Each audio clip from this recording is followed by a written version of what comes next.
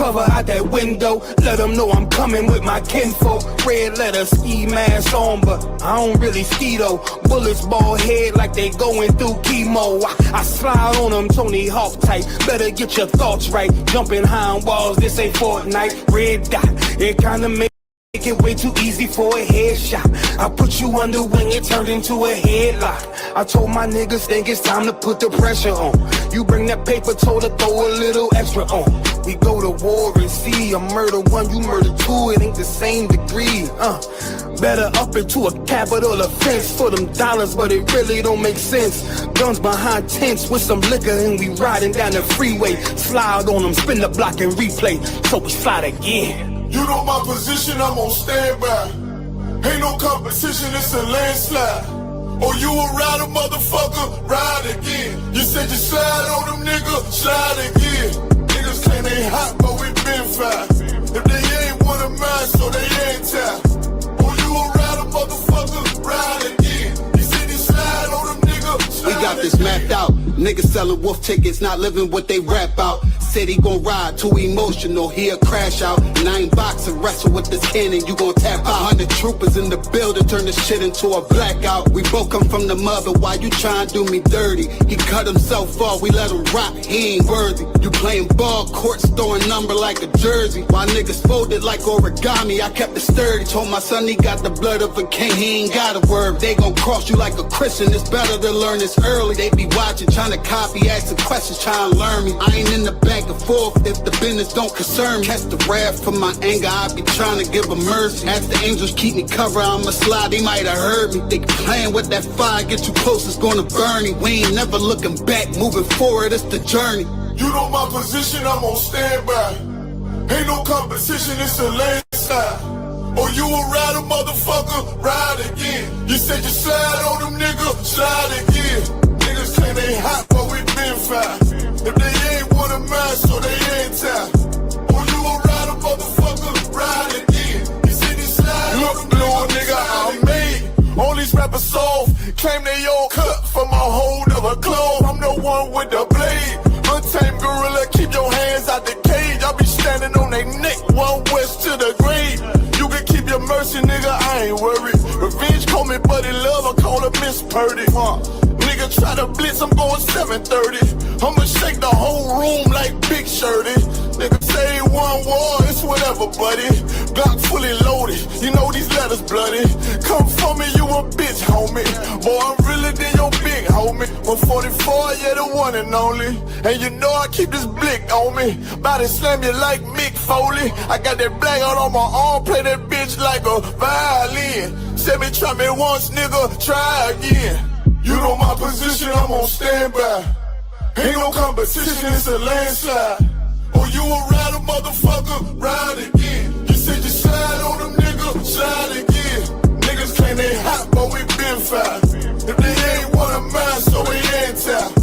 Or you a rider, motherfucker, ride again. You said you slide on them, nigga, slide again.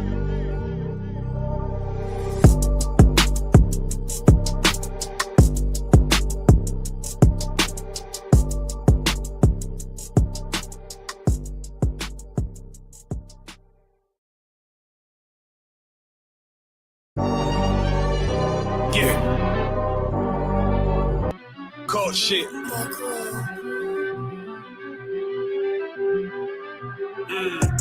I ain't come with goons, but I'm well connected. Walk in the room is pop, pop, pop, like you got rejected. Let me see if you qualify or not. Spinning up in a tinted truck, riding around your block.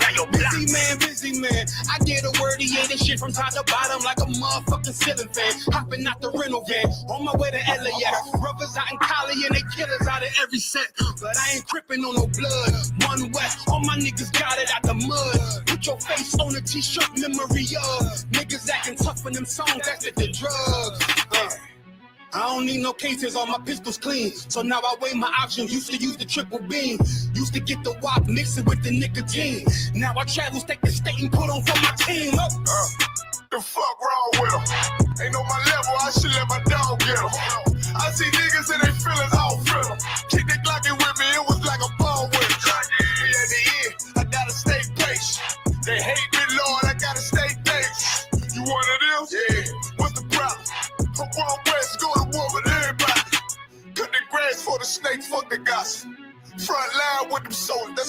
Gun drawn, trying to curse the imposter. She get out the pocket, go to war with everybody, yeah. Shit that hate make it to the featherweight. Niggas say they hard, but they shoot it in the debit case. Hold on, think it's time to introduce. I'm a man and a beast and a stepper and a ruler. Hold on, and a G and a soldier and a mover. Hold on, and a killer and a prophet and a shooter, nigga. Trying to stay humble, my shit crazy. Cult leader, need the blue stripe, no brick break. Can't be serious, you a funny boy, young fly. Look wrong, must be a dummy, I ain't gunshot. Fuck that little bitch, she a hook. Nigga swear he the go, bring him to the bush. To the bush. The fuck wrong with him? Ain't on my level, I should let my dog get him. Niggas in their feelings, I don't feel them. Kid the Glocky with me, it was like a ball with him. Yeah, the end, gotta stay patient. They hate me, Lord, I gotta stay patient. You one of them? What's the problem? From World West, go to war with everybody. I'm from Philly, you get hot, you catch a cold case. I'm one with these brothers trying to set my soul straight. Then turn me to a prophet from a demon, and I'm locked in this shit and I ain't leaving. Never. Ski mask transform the war mode like I'm Voltron. Stamp on my head and my chest from the most high. Put something tight around your neck like a bow tie. Got my niggas waiting charged up like they phone died. Red letter, drip clean, it looks so fly. Claim he riding, that's why I left his ass roadside. He gon' die. Skyscraper to a nosedive. 9mm plus P, fuck a 4-5. The fuck wrong with him? Ain't on my level, I should let my dog get him. I see niggas in their feelings, I don't feel them. Kick the Glocky with me, it was like a ball with him. But at the end, I gotta stay patient. They hate me, Lord, I gotta stay patient. You one of them? Yeah. What's the problem? I'm World West, go to war with everybody.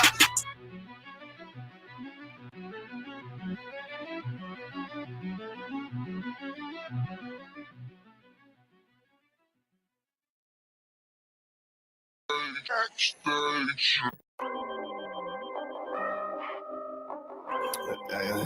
the table.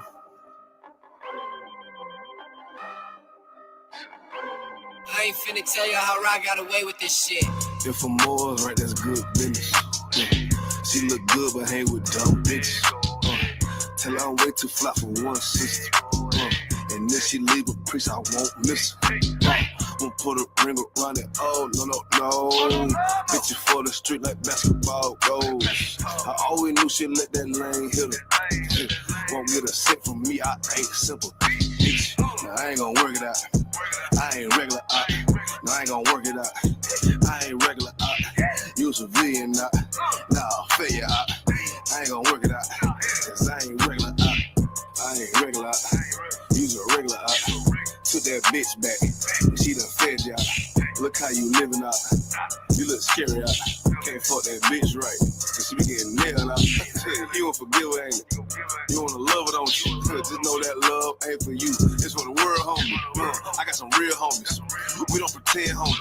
SUPK, one West, we kicking field goals. Let that bitch lead, ho. She got them D's though. With a little stinking ass pussy, she be going beast mode. She HIV ho. You dirty ass skeet ho. Don't get that shit up out your chest, bitch. Say what you gonna do now, what you gonna say now, what you gonna do to me? It is UPK, I'm shot too deep, it's better Google me. I put these girls all in my training camp like I relieve. I say what I do and I do what I say, bitch, what the fuck you mean? If I'm more right, that's good business. She look good but hang with dumb bitches. Tell her I'm way too fly for one sister. And if she leave a priest, I won't miss her. Won't put a ring around it. Oh, no. Bitch, for the street like basketball goes. I always knew she'd let that lane hit her. Won't get a cent from me, I ain't simple. Bitch, now I ain't gonna work it out. I ain't regular out. No, I ain't gonna work it out. I ain't regular out. You a civilian out. Nah, failure out. I ain't gonna work it out. Cause I ain't regular out. I get paper, bro.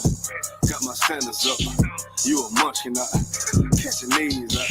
Check my favorite out. I'm a player out. These niggas top block. Taking lead out. You shouldn't be worried about these broke ass bitches. And don't compare yourself to simp ass niggas. Had to shine a lot of these desperate ass women. Cause they be tripping hard, acting like they different. But a bit be basic, bit be horn and bit be naked, drinking. Faking, stankin', the shame be dirty, my bit be fake. I don't get too fucks about you. I wouldn't have put no baby in you. Bitch be saying they got that paper, look, they let me itch. Done caught the penalty, hit my energy, got me feeling me. Ice hitting on them, these diamond teeth that's into me. And I'm getting right and I'm stacking up and I'm getting to it. And these niggas hate but they can't test cause I'm bulletproof. If for more, right, that's good business. She look good but hang with dumb bitches. Till I don't wait to fly for one sister. And then she leave the piece, I won't miss her. Won't put a ring around it. Oh, no. Bitches for the street like basketball goes. I always knew she'd let that lane hit her. Won't get a cent from me, I ain't simple. Bitch, nah, I ain't gonna work it out. I ain't regular out. No, I ain't gonna work it out. I ain't regular out. You a civilian out. Nah, failure out. I ain't gonna work it out. Cause I ain't regular out.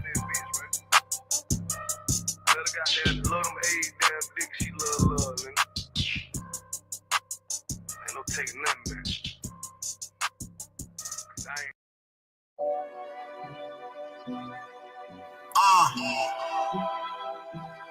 One West World. First everybody. Bitch, this is more than what they ever played us. Living by, put me in the gas. Born in 91, pumping 93. Winter, Chevy pill, like a nectar. But I keep it more than what they ever played us. Living by, put me in the gas.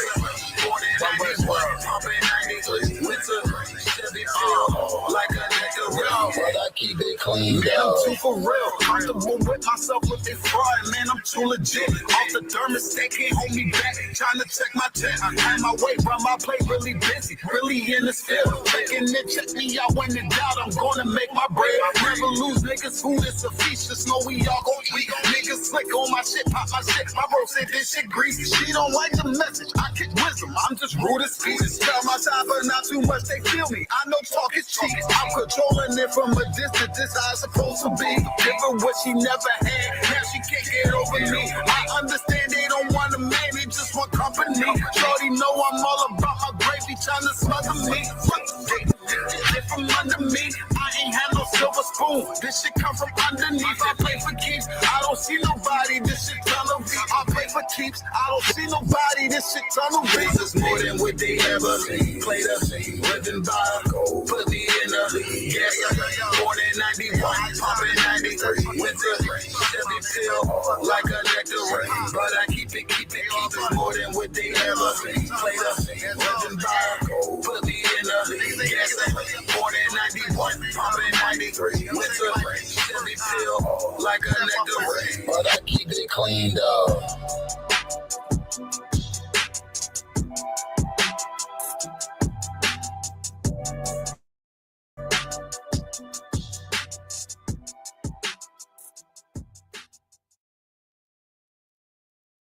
Ooh, 27 Club. Right, gang, let's serious and you're looking for a Christ man, the one who's anointed with the Lord, with the Spirit of the Lord to do his will,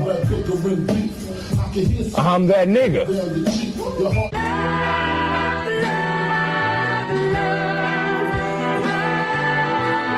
One West, 125th Street. Look, y'all put y'all faith in presidents like they gon' change this country. Run the league and let y'all play cause y'all gon' make a money. Fuck Obama, he ain't come here on cargo slave ship. What the fuck he do for blacks in his administration? I'm waiting, patient like a saint. Black, Hispanic, Native, they hate your ass the same. Hate Christ in they image, paint you as a slave.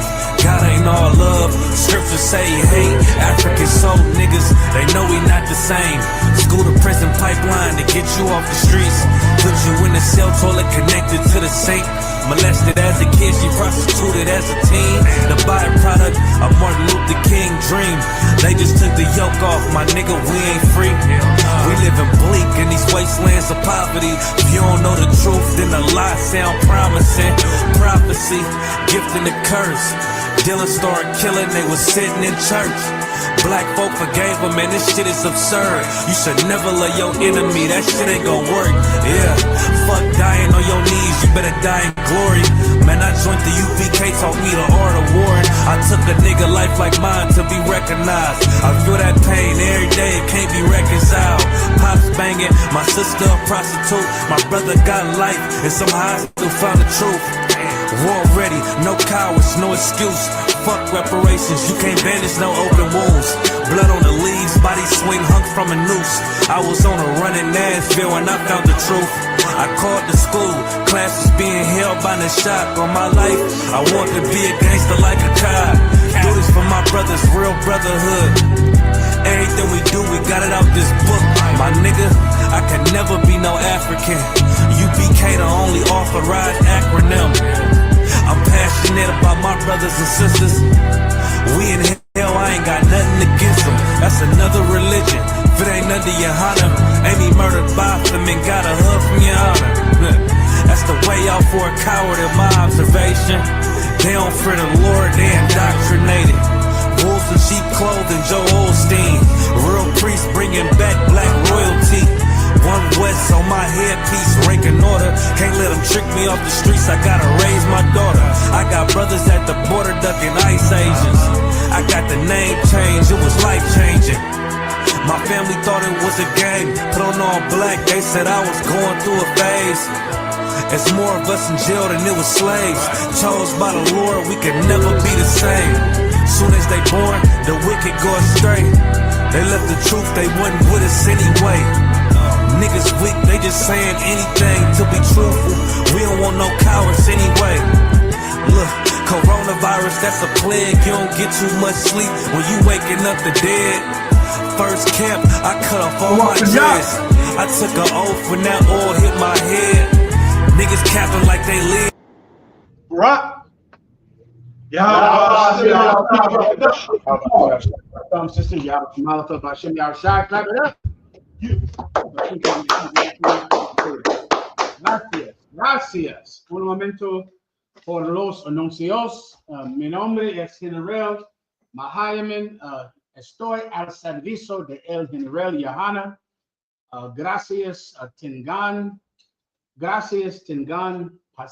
Gracias por tengan paciencia. Estoy aprendiendo español para ti porque los amo. Todos los latinos.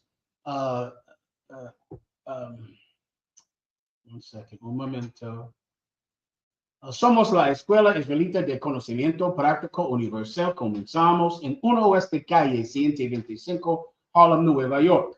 De 1969, debajo del mando General Yohana. Carnales, esta es la verdad. Si tú eres hombres hispanos, negros o indios nativos, tú eres Israel, el pueblo elegido de Dios. Tu madre y tu padre dicen que somos un culto y mantienen su iglesia sin culpa. Pero su iglesia es culpable de todo lo que nos están pasando. Órale. Well said, well said. So now it's applause.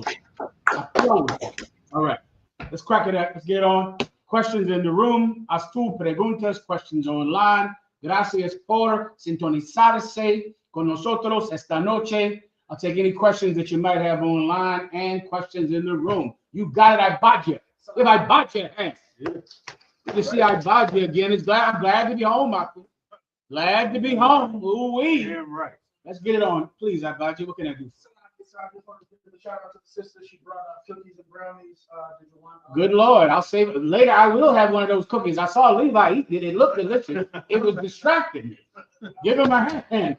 Give him a hand. Denle un aplauso. I'll take those cookies later, though, if you don't mind. For what? Please, if you don't mind, I'll have a drink. I have that right now. I appreciate you all. For what? All right, where are we at now? Yes, sir. We got a quick shout out to all the zones joining us. All right. Who's in here with us tonight? Let's see, we got Virginia in here. Give VA a hand. Okay, Virginia. I see you get it on tonight. VA, wrap it up. Get it on. Who else? Pittsburgh with us. Give the bird a hand. All right, Pittsburgh. Wrap it up. Come on, line. Good to see you, brother. ATL. Give the ATL the break.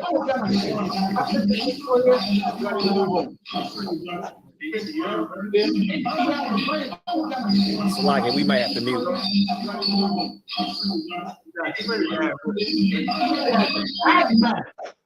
Hey, in Trinidad, I've been to hear from him, brother. We might have to mute our mic. Trinidad, Delaware ahead. If it sounds bad, let us know. Beware, you got it out. The Baltimore is with us. B-More, give B-More a hand. Who's the brother that we have from B-More? What's his name? Brother right here. Can you come off, Mike? I see you, Warrior. Good to hear from you, up. Good to see you. Good to see you, Baltimore. I almost forgot. I have to tell you some excellent stories in here tonight, brother. The topics tonight, one of the topics is how do you know or proof that you are not in the truth, right?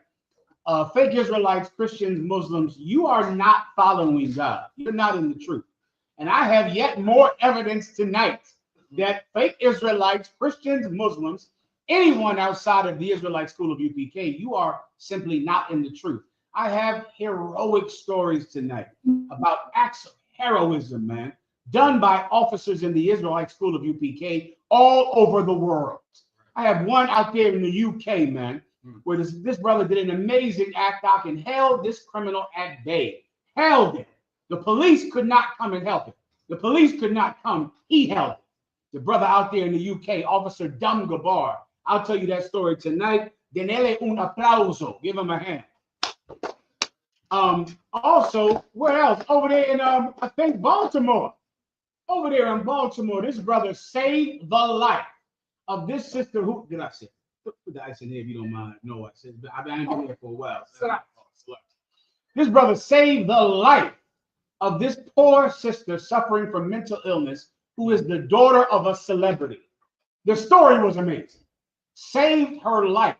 And it's another story of this brother that was in the middle of a mass shooting. A straight up and down mass shooter was shooting at everyone in this neighborhood. This brother out there in somewhere in Louisiana, brother. They're going to come on. All of these stories, these brothers are going to come on Cross the Line tonight. They're going to tell their stories tonight on Cross the Line. Do not miss Cross the Line tonight to hear acts of true heroism done in the Israelite school of UPK. And now you think about what your leader is doing, what your brothers are doing, what your priests are doing. You think about that when you hear these stories, all right? We'll get into that tonight. Right now, I will answer any questions that you might have on any topic at all. Please, preguntas, próximo. Or preguntas. Go ahead. The brother in the chat says, Salaki General, what in your experience has proven to be the most effective ways, platform, and or methods to wake our people up? The most effective ways, platforms, gracias, to it, please, that's no problem. The most effective ways or platforms to wake our people up. Let me start backwards, okay? I'll start with the platform. The platforms vary from generation to generation. There was a time when the most effective platform was to go out into the marketplace where people buy and sell and speak. That was 2,000 years ago. That was the most effective way to do it. You just went to the highways, to the waterway, to wherever people came to get water, wherever people congregated at, you were there to give them the truth of God. That's how we did it back in the Bible. That's how Jesus Christ did it. He sent his men out to wherever the people were at.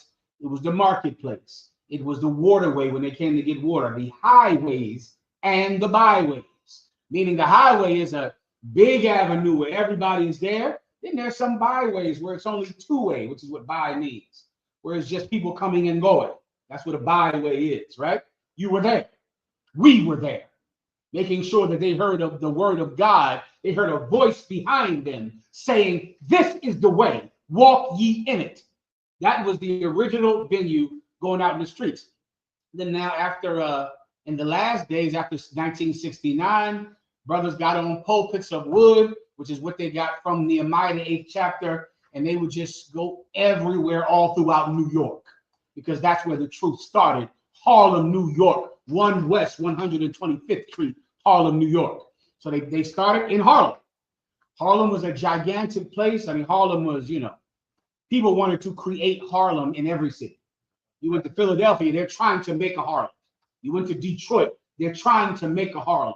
In Chicago, trying to create a Harlem there, because it was just a place where Black people had freedoms that they couldn't imagine having in Alabama and in Mississippi and in other states outside of the East Coast. And they went to New York, and they just went everywhere they could in New York. Where'd they go? Wherever people congregated, wherever the people were at in their masses, right? They went there. That's how the truth spread out of Harlem into Times Square, New York, into Manhattan, into the Bronx, into Queens, into every place. Then, of course, in the 80s, it branched out into Philadelphia through Commanding General Yohanna. It branched out into Baltimore through Commanding General Yohanna. It branched out into Virginia through Commanding General Yohanna. It branched out all up and down that area through Commanding General Yohanna. A few other zones that Commanding General Yohanna started outside of New York when he had his original camps at 34th Street in Manhattan in New York. He took those camps, took brothers from those camps and took them to Philadelphia, Baltimore, I'm missing a city, Philadelphia, Baltimore, Virginia, Washington, D.C. And Washington, D.C., those are the camps started by Commanding General Yohanna. First, 34th Street, right here in New York City. Then Philadelphia, Baltimore, Washington, D.C., and Virginia. Pulpits of wood where the people were at, right? Then the year 2000 came. Then the internet was invented. Then the internet grew. Now the highway and the byway is on the internet. That is where the people are. About you. Salakia, in between that, in the 90s and such, we also using public access. My apologies. Gracias. In between that, another thing that Commanding General Yohanna innovated in the school is going on public access TV. My God, how do I forget?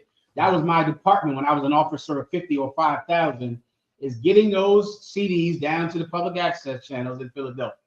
Getting down there, making sure. Then Captain Shapar Napash was doing it in Washington, D.C. I mean, that was a gigantic part of the truth. It was an innovation. It was different. It was not standing on wood on a street corner.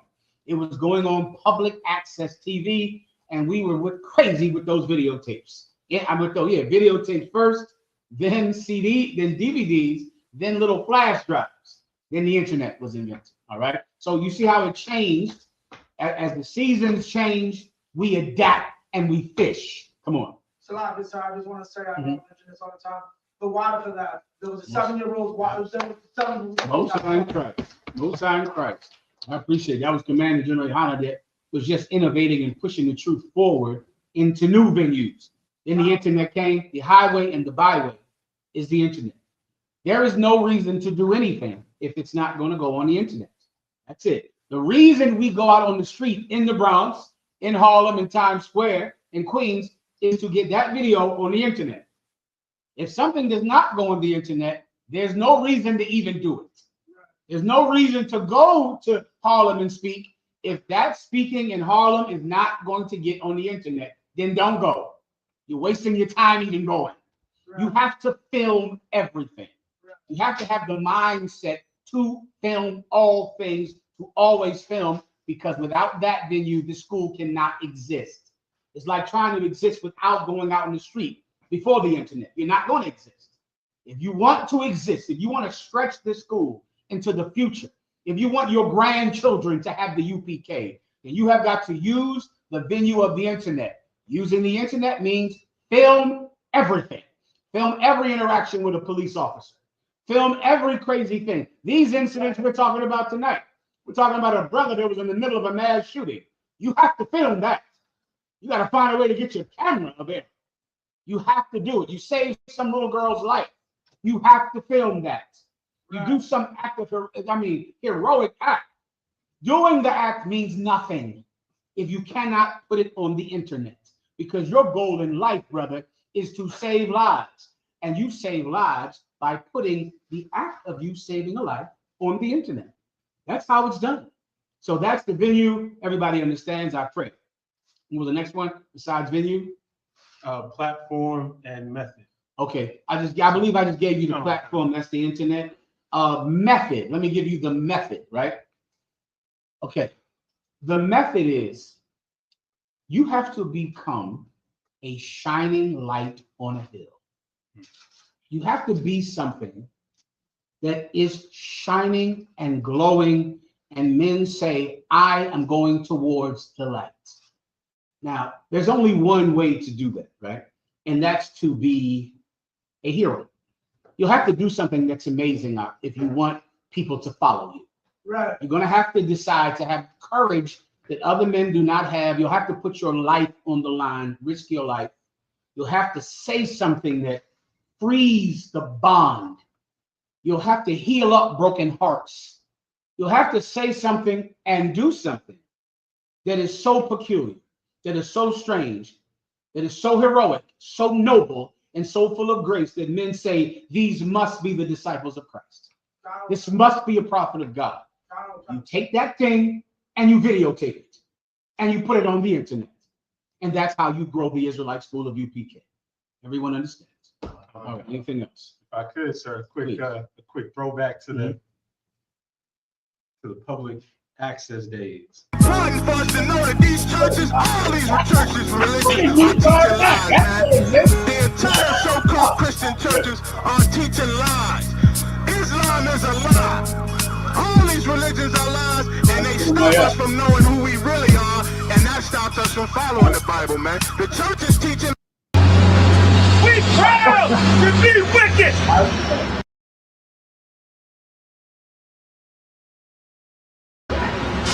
We proud to shout. Rockefeller, how are you? Let me get the next question now. Everyone understands. Go ahead. Colleen has a question, sir.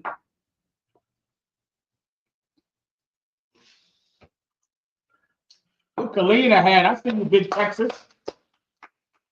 Give Colleen a hand. Whenever you're ready, Colleen. Colleen, Texas. It might be a little behind. Okay, you a little lag, no problem. Colleen, you ready? Khan, my mic wasn't I couldn't unmute myself. Shalom, Yahweh Shem Yashar Rakatham, my Lord. Good to hear from you. It's like it, sir, with your please. Khan, sir, with your grace and mercy, sir. I had a question. Acts 15, Acts chapter 15, verse 17. Specifically, sir, I just want to know, are the Gentiles being mentioned in here? Are they Israelites or non-Israelites? This is James quoting Amos 9:9. Okay. Khan, sir. This is the book of Acts chapter 15. I'll start at 16. After this, I will return and will build again the tabernacle of David, which is fallen down, and I will build again the ruins thereof, and I will set it up, that the residue of men might seek after the Lord, and all the Gentiles upon whom my name is called, saith the Lord who doeth all these things. From what James is saying, are these Gentiles Israelites or non-Israelites? These are Israelites. This is in the book of James. The book of Acts, sir. Let me hear it one more time. Read it again. Khan, sir. The book of Acts, chapter 15, verse 16. This is in the After book of this. This is an Israelite. That's what you have to know. If it's in the New Testament, and if it's giving any hope at all to any people, it's in Israel. Because that is the point of the New Testament. Many times as people read the Bible up, they never can escape their agenda. And there is an agenda on the Bible, but you have to flee your agenda. Everything has an agenda. I absolutely have an agenda with every word that comes out of my mouth. I have a purpose in saying it. I'm not just, my speech is not just a stream of my consciousness. I'm not just running my mouth. I have a purpose for every word, every phrase, everything I do has a purpose. That's called an agenda, right? Now, the problem with understanding the Bible is that you can't escape your agenda. And because of that, you cannot see God's agenda. Now, we're in the New Testament of the Bible, right? What is the Old Testament about? Suffering and punishment and death and the loss of inheritance, the loss of land, the loss of sons and daughters, curses, a sad, miserable history of a people with great opportunity that squandered it. That is the Old Testament. You can start at Genesis with this man that was given rulership over a garden, God's garden, with everything he could desire. And he squandered it and lost it. Then you take it to Abraham receiving it, then him passing it to his sons, and then his sons losing it, losing the land of Israel, losing their inheritance that Abraham fought so hard to get, that Adam dreamed of getting one day, getting it back one day. They lost it again. And then now they're in slavery under every nation on the planet Earth, which God said that they were better than.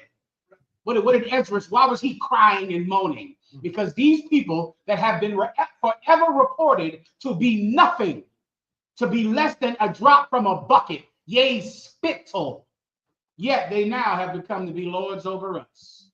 I cannot wait, Lord. I'm in agony. John in the New Testament was crying, because there was no one worthy to open the book, and he began to weep bitterly. Our entire history is sadness and misery and squandered opportunity. What is the agenda of the New Testament? To give hope to the same people that lost in the Old Testament, that they're going to win in the future. That's God's agenda. That's the whole point of having the New Testament. What in the hell is the point of having it? Can you imagine having a book of the Old Testament saying the Israelites lost everything, God destroyed them? Let's make a new book and give the people that killed them everything. Give the white man everything. Give the French and the British everything. God has an agenda. The agenda of the New Testament is to redeem the people in the Old Testament. That's the agenda of God. Everyone understand? Right. No one in this. So if you just hear any hope in the New Testament, if you hear anything that makes you go, we have a chance, that's talking about Israelites, because that's God's agenda. I'm going to just read it for you. And I'll just break it down for you, all right? Go ahead, Khalid, if you want to read. I forget who was reading it. Go ahead. No, so I can read it. And Salakia, my Lord, if I could, sir. The reason why I'm asking this is because, and you know, not that I give them any type of credence or anything, but these Christians who call themselves Israelites, they're trying to question basically all of the apostles, you know, but James saying that because he quoted this out of Amos 9:9, and that they're saying in Amos 9:9 it's saying something different. Okay, so are we reading Amos or are we reading move heads? I can't hear. Amos is saying a very similar thing. Amos is prophesying what we're reading about right now, but of course a Christian can't see it. But I can break it down for you if you want. Now I thought we were breaking down James. If we are, tell me. And if so, just read James. Yes, sir. Well, no, sir. This is the book of Acts, but James is speaking. I'm sorry, my Lord. Please, my apologies. We're reading Acts, but this is James speaking. You're saying, is that right? Cut on one con, sir. This is yes, sir. It's a discussion on circumcision. Yeah, right. And then James is speaking. He's saying James. Let me catch up with you. Let me read it with you, okay? I just can't hear you too well. My apologies. Yes, sir. So it's a discussion on circumcision, the chapter. And there, it's men from Judea coming to the Israelites that are Gentiles, saying that they have to be circumcised in order to be saved. Paul and Barnabas, this is a council. Paul and Barnabas. Salakia. One second. I'm just trying to catch. I hear you fine, but I'm catching up with you as you're speaking. Go ahead. Yes, you said I'm going to Acts now. Acts 15 and 16. Yes, sir. And so 16. Paul and Barnabas are. Yeah, Paul and Barnabas are confronting these brothers about saying that these men have to be circumcised, and then James interrupts, or he lets them finish, and then James begins to speak. Okay, and the one you want me to break down is 16 or 15? 16 and 17, sir. Really 17. Really 17. Okay, 1 second. And then we have 2 more questions in this chapter, sir. Okay. Yeah, this is that precept for Amos. It's right here. I got you. I mean, it's clear as well. I think the complaining is they both use tabernacle of David. I guess. I mean, it's a precept for the one in Amos. Okay, you want to read this one first, right? Yes, sir. Yes, sir. I can read it if you want me to, sir. Okay, go ahead and read 16. Con, sir. This is the book of Acts, chapter 15, verse 16. After this, I will return and will build again the tabernacle of David, which is fallen down, and I will build again the ruins thereof, and I will set it up. Verse 17. So now there's no controversy about that, is it? No, sir. That's solid. All right, go ahead. Everybody knows verse 7. That's speaking about Jesus Christ. That's the tabernacle of David. That's a prophecy about Jesus Christ. Go ahead. Con, sir. Verse 17. That the residue of men might seek after the Lord, and all the Gentiles upon whom my name is called, saith the Lord, who doeth all these things. Now go back and read Amos. Con, sir. This is the book of Amos, chapter 9, verse 11. And in that day I will raise up the tabernacle of David that is fallen, and close up the breaches thereof, and I will raise up his ruins. Catch up with you. Hold on 1 second. Salaki, sir. We catch up with you. Where are we at again? This is the book of Amos, chapter 9, verse 11. Amos 9. You want to say something now? So if you like, we got the Bible. Oh, okay. I got it right here. That's better. You correct me. I can see it better. That's what. Who are? Let me see. Amos. Yes, sir. Chapter 9, verse 11. 9 and what again? Verse 11. Salaki, Go ahead, bro. if he's starting at verse 11, I would suggest he starts at verse 9. 9 and 9. 9 and 9. If I could, my Lord, it's I understand the context. I actually had spoke to Captain Tazarak. He told me to ask you this specifically, and he said it's to hone in on this. I'll give you 9 then, so everyone can hear it then. Amos 9 and 9. Go ahead and read it. Con, sir. For lo, I will command and I will sift the house of Israel among all the nations, like as a corn is sifted in a sieve. Yeah, you get that, right? Yes, sir. You get that, right? Keep going. Yes, sir. Like as corn is sifted in a sieve, yet shall not the least grain fall upon the earth. You get that. Verse 10. Yes, sir. Like that part. Yes, I understand. The Lord's grain fall upon the earth. What? That he's going to pull us. He's going to pull all of his people out of all the nations that he's going to save. Not going to miss one, right? Yes, not going to miss one of his people, right? Which is the agenda. Keep going. Con, sir. Verse 10. All the sinners of my people shall die by the sword. Read that again. Which say the evil shall not overtake nor prevent us. The people, all of the sinners of my people, which say the evil shall not overtake or prevent us. Give me the metaphor that's done like that today. I'll give it to you for time's sake. I'm saved. I'm a Christian. Everything is going to be all right. Nothing bad will happen to me. I'm saved. I'm saved. Everything is going to be fine. Don't worry about anything. Don't worry. You're saying that because you don't want to have any fear of God that might stop you from your sexual deviance, from your drunkenness, from your drug addiction. You don't want fear to seep into your mind because fear might change you. And that's the point. Any of my people that say the evil shall not overtake us, everything is going to be fine, those people are going to die. Continue. Con, sir.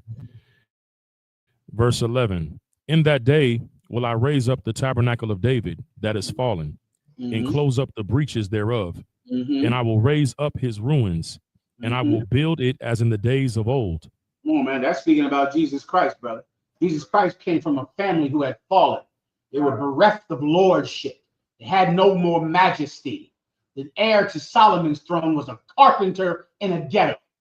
But the Most High God said he was going to rebuild that house as in the days of old. So you imagine when Solomon was king and how rich and powerful and in authority they were. That is what the Most High God promised to do again. This is also a precept that Jesus Christ comes from a man, comes from King David. Here's the prophecy right here. Let's go.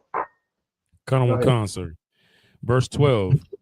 That they may possess the remnant of Edom. Here we go. Slow down. Taste all of this. Because this is explaining Acts. This is it. Acts is like it's explaining this. You understand? Like this is the prophecy in the Old Testament.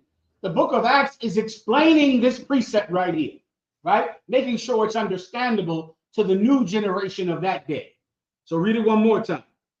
Colonel Wakan, sir, from verse 12 or from the top? From 12. Yes, sir, Salakia. That they may possess the remnant of Edom. They're going to possess the what? The remnant of Edom. You need that word in there. That they will possess the remnant, what's left of Edom. Who is Edom? Our oppressor is Edom. The people snatching babies out of the arms of abuelas on the streets of New York and Chicago. Soon, North Carolina. That's where ICE is going to now, to North Carolina. The monsters of this planet. The people that hate their brother. Right. The so-called white man, he is Edom and he is the oppressor. And there will not be many of them left when Jesus Christ returns. But whoever survives, they're going to be taken. They're going to become slaves. They're going to be possessed, owned. What does God call that? Fair, justice, love, right? Love. I wonder how so many people are fighting. You have Christians right now fighting so that some crooked cop who murdered a black man could get arrested. And they march. They march in the streets. They protest out in front of the courtroom. They wanted Derek Chauvin arrested. They wanted him to pay. And they sung songs and protested for justice. Yet and still, they cannot understand why this race of people must be prosecuted, must be punished. Well, why do you want justice for Eric Gardner or Fernando Castillo? What's the other brother that started all the riots? Floyd. Why do you want justice for George Floyd? The same reason that God wants to give you justice for slavery. Justice for the Spanish Inquisition. Justice for the slaughtering of the Haitians and the West Indians. That's the same reason. Because without getting that justice, you are not a human. You're not a person. And you're not beloved of God. Well, the remnant of Edom is going to be, they're going to become slaves. That's love. That's justice. Continue.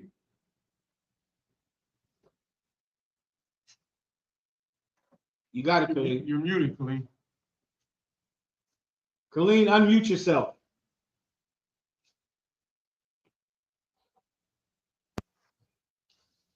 I'm going to keep going. Sir, can you hear me now? That's better. Go ahead. Salakia, sir. That they may possess the remnant of Edom and of all the heathen, which are called by my name, saith the Lord that doeth this. And of what? That they may possess the remnant of Edom and of all the heathen, which are called by my name, saith the Lord that doeth this. You have to remember these exact phrases. Possessed, remnant, that's all in Amos. I'm going to give you the total thing for time's sake. The Most High God is going to go into heathen countries, heathen lands, and sift the house of Israel from those heathens, right? So the Israelites in those lands are going to now receive salvation, even though they were once called Americans. They were once called Mexicans. They were once called Haitians. They were once in unity with the heathens of that land. But they're going to be sifted, and God is not going to miss one of them. He's going to get them all, right? And then there's other people at the same time in that land who are not the children of God. Those are the people we're going to be sifted from. Those people are going to die. Those people are going to go into slavery. So you have to think about the Gentile thing, like they're Gentiles, so God is going to get them because they are Gentiles, the children of God. These Gentiles, God is going to possess and destroy. They're going to be sifted. The sift is which all you need. That imagine these both of these people are Americans, right? One of them is going into slavery, and the other one is going to have salvation. And that is exactly what our oppressor is doing right now. Like this always bewilders me that you can't see how you can use the same word for the same people and treat them completely different because they are different people. You want to understand it? Right now. Let's understand right now. Aren't you an American? Aren't you? You're an American. You go and you sign, I'm an American. You go to work, you pay taxes, right? You're an American. And yet this white man is an American. Both of you are Americans. And yet when the police come and the tanks come, and when they go to cut off welfare, they let you know that though you have the same name, you are a different people. And the white man sifts you from the white Americans. He sifts you out. And so many times you'll sit there and go, I'm an American. I'm a citizen. Why can't I get justice?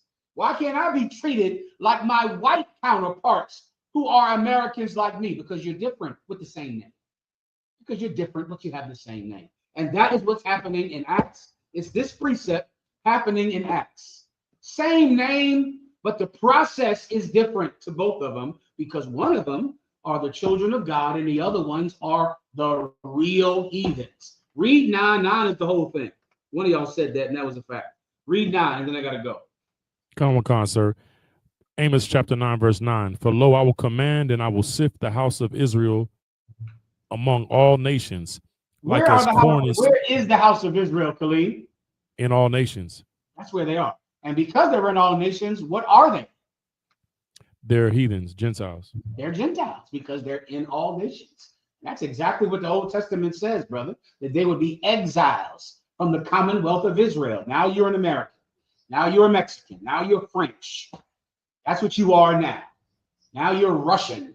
You know, for some goddamn reason, your father played basketball in Russia. Now you're a Russian. And Kobe Bryant was an Italian. My brothers right now having children in China, and the kids are Chinese, but they're not.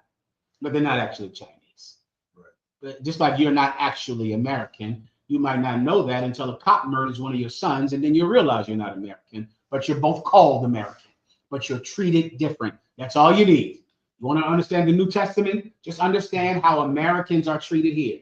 The Americans in Harlem are beaten. The Americans on the south side of Chicago are treated differently than the Americans on the north side of Chicago. That's it. You understand? So I got it. The water, sir. No problem. Proximo. If I may, sir, in that verse, because I'm perceiving that the confusion comes where it says, which are called by my name. So the which are called by my name here, and all the heathen which are called by my name. Read what you're called by my name in Amos. And then give it to me in Acts. Verse 12. That they may possess the remnant of Edom and of all the heathen which are called by my name. Boom. Now go to Acts. 15 verse 16, I believe. The book of Acts, chapter 15, verse 17. That the residue of man might seek after the Lord, and all the Gentiles upon whom. How many Gentiles? All the Gentiles. That the residue is the same phrase as what? Remnant. Keep going. Residue of man might seek after the Lord, and all the Gentiles upon whom my name is called. So what happens when Christ returns? Most people will be killed. Who's going to be killed before Christ returns? We read it already. I'm only asking you because we already read it. Who's going to be killed? Most of Edom. And the people who said the evil shall not overcome. The sinners of my people. Sinners of my people will also be killed. Right? So now you have the other nations being killed, namely Edom, our oppressor, and you have Israelites that are killed because they thought that nothing would happen to them. They thought they wouldn't be killed. They thought they were going to be fine. So they get killed too. So you got both of them killed. You got the Edomites killed and you have Israelites killed. Israelites being killed because they did not want to change. Edomites being killed for the sins of their father. Being killed because so that they cannot populate the world with cities anymore. Right. You get the point. Both of them being killed. Now keep reading in Acts. And all the Gentiles upon whom my name is called. So now who now is coming to the Lord? Who's after judgment day? The remnant that are saved. The remnant of Edom and the remnant of Israel. That's not what it says. And unless I'm interpreting and all the Gentiles. That's who's coming to the Lord. The remnant of Edom and all the Gentiles that are called by my name. You might have to visualize this because this is difficult because of how we grew up. I'm going to make you visualize it. Okay? It's judgment day. I mean, the Pentagon, the Secretary of War, and all of the tough guys, all the militaries and armies of this world that oppress our people, they're gone in 1 hour, right? The Christians, the Muslims, the atheists who decided to join our oppressor, they're gone, right? They're the sinners, right? And then everyone on the planet Earth is sitting there left, hungry, thirsty, smoke all over them, scared to death. And now what does everyone on the planet want to do? Everyone want to seek God now. Everyone wants to survive. The damn sure, right? Precept: the gates of the kingdom of heaven will be open day and night so that the glory of the nations can be brought into it. Every nation is going to be bringing their gold to Jerusalem, shaking and trembling, scared to death. You understand? Okay. So imagine you got the remnant of Edom, ain't much of them left because of what they did in the past. Then you got people from France, people from America, people from Great Britain. You have all people coming to the Lord saying, can't death pass? Isn't this enough dying? Hasn't there been enough dying? That's a precept. You know what I'm talking about, right? And Agag, the king, after all of the Amalekites were slaughtered, and there was one Edomite left, and he says, surely death is past. Surely there won't be more killing. That's going to be everyone on the planet Earth. Some of them will be Israelites. Some of them will be actual heathens. And what's going to happen?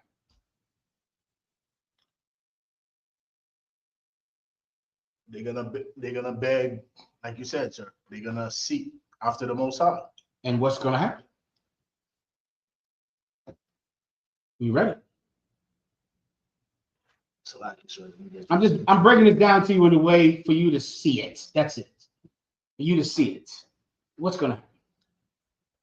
Basically, God's chosen people will get redemption, and then the heathens will be put in their place under. Who's going to be called by his name?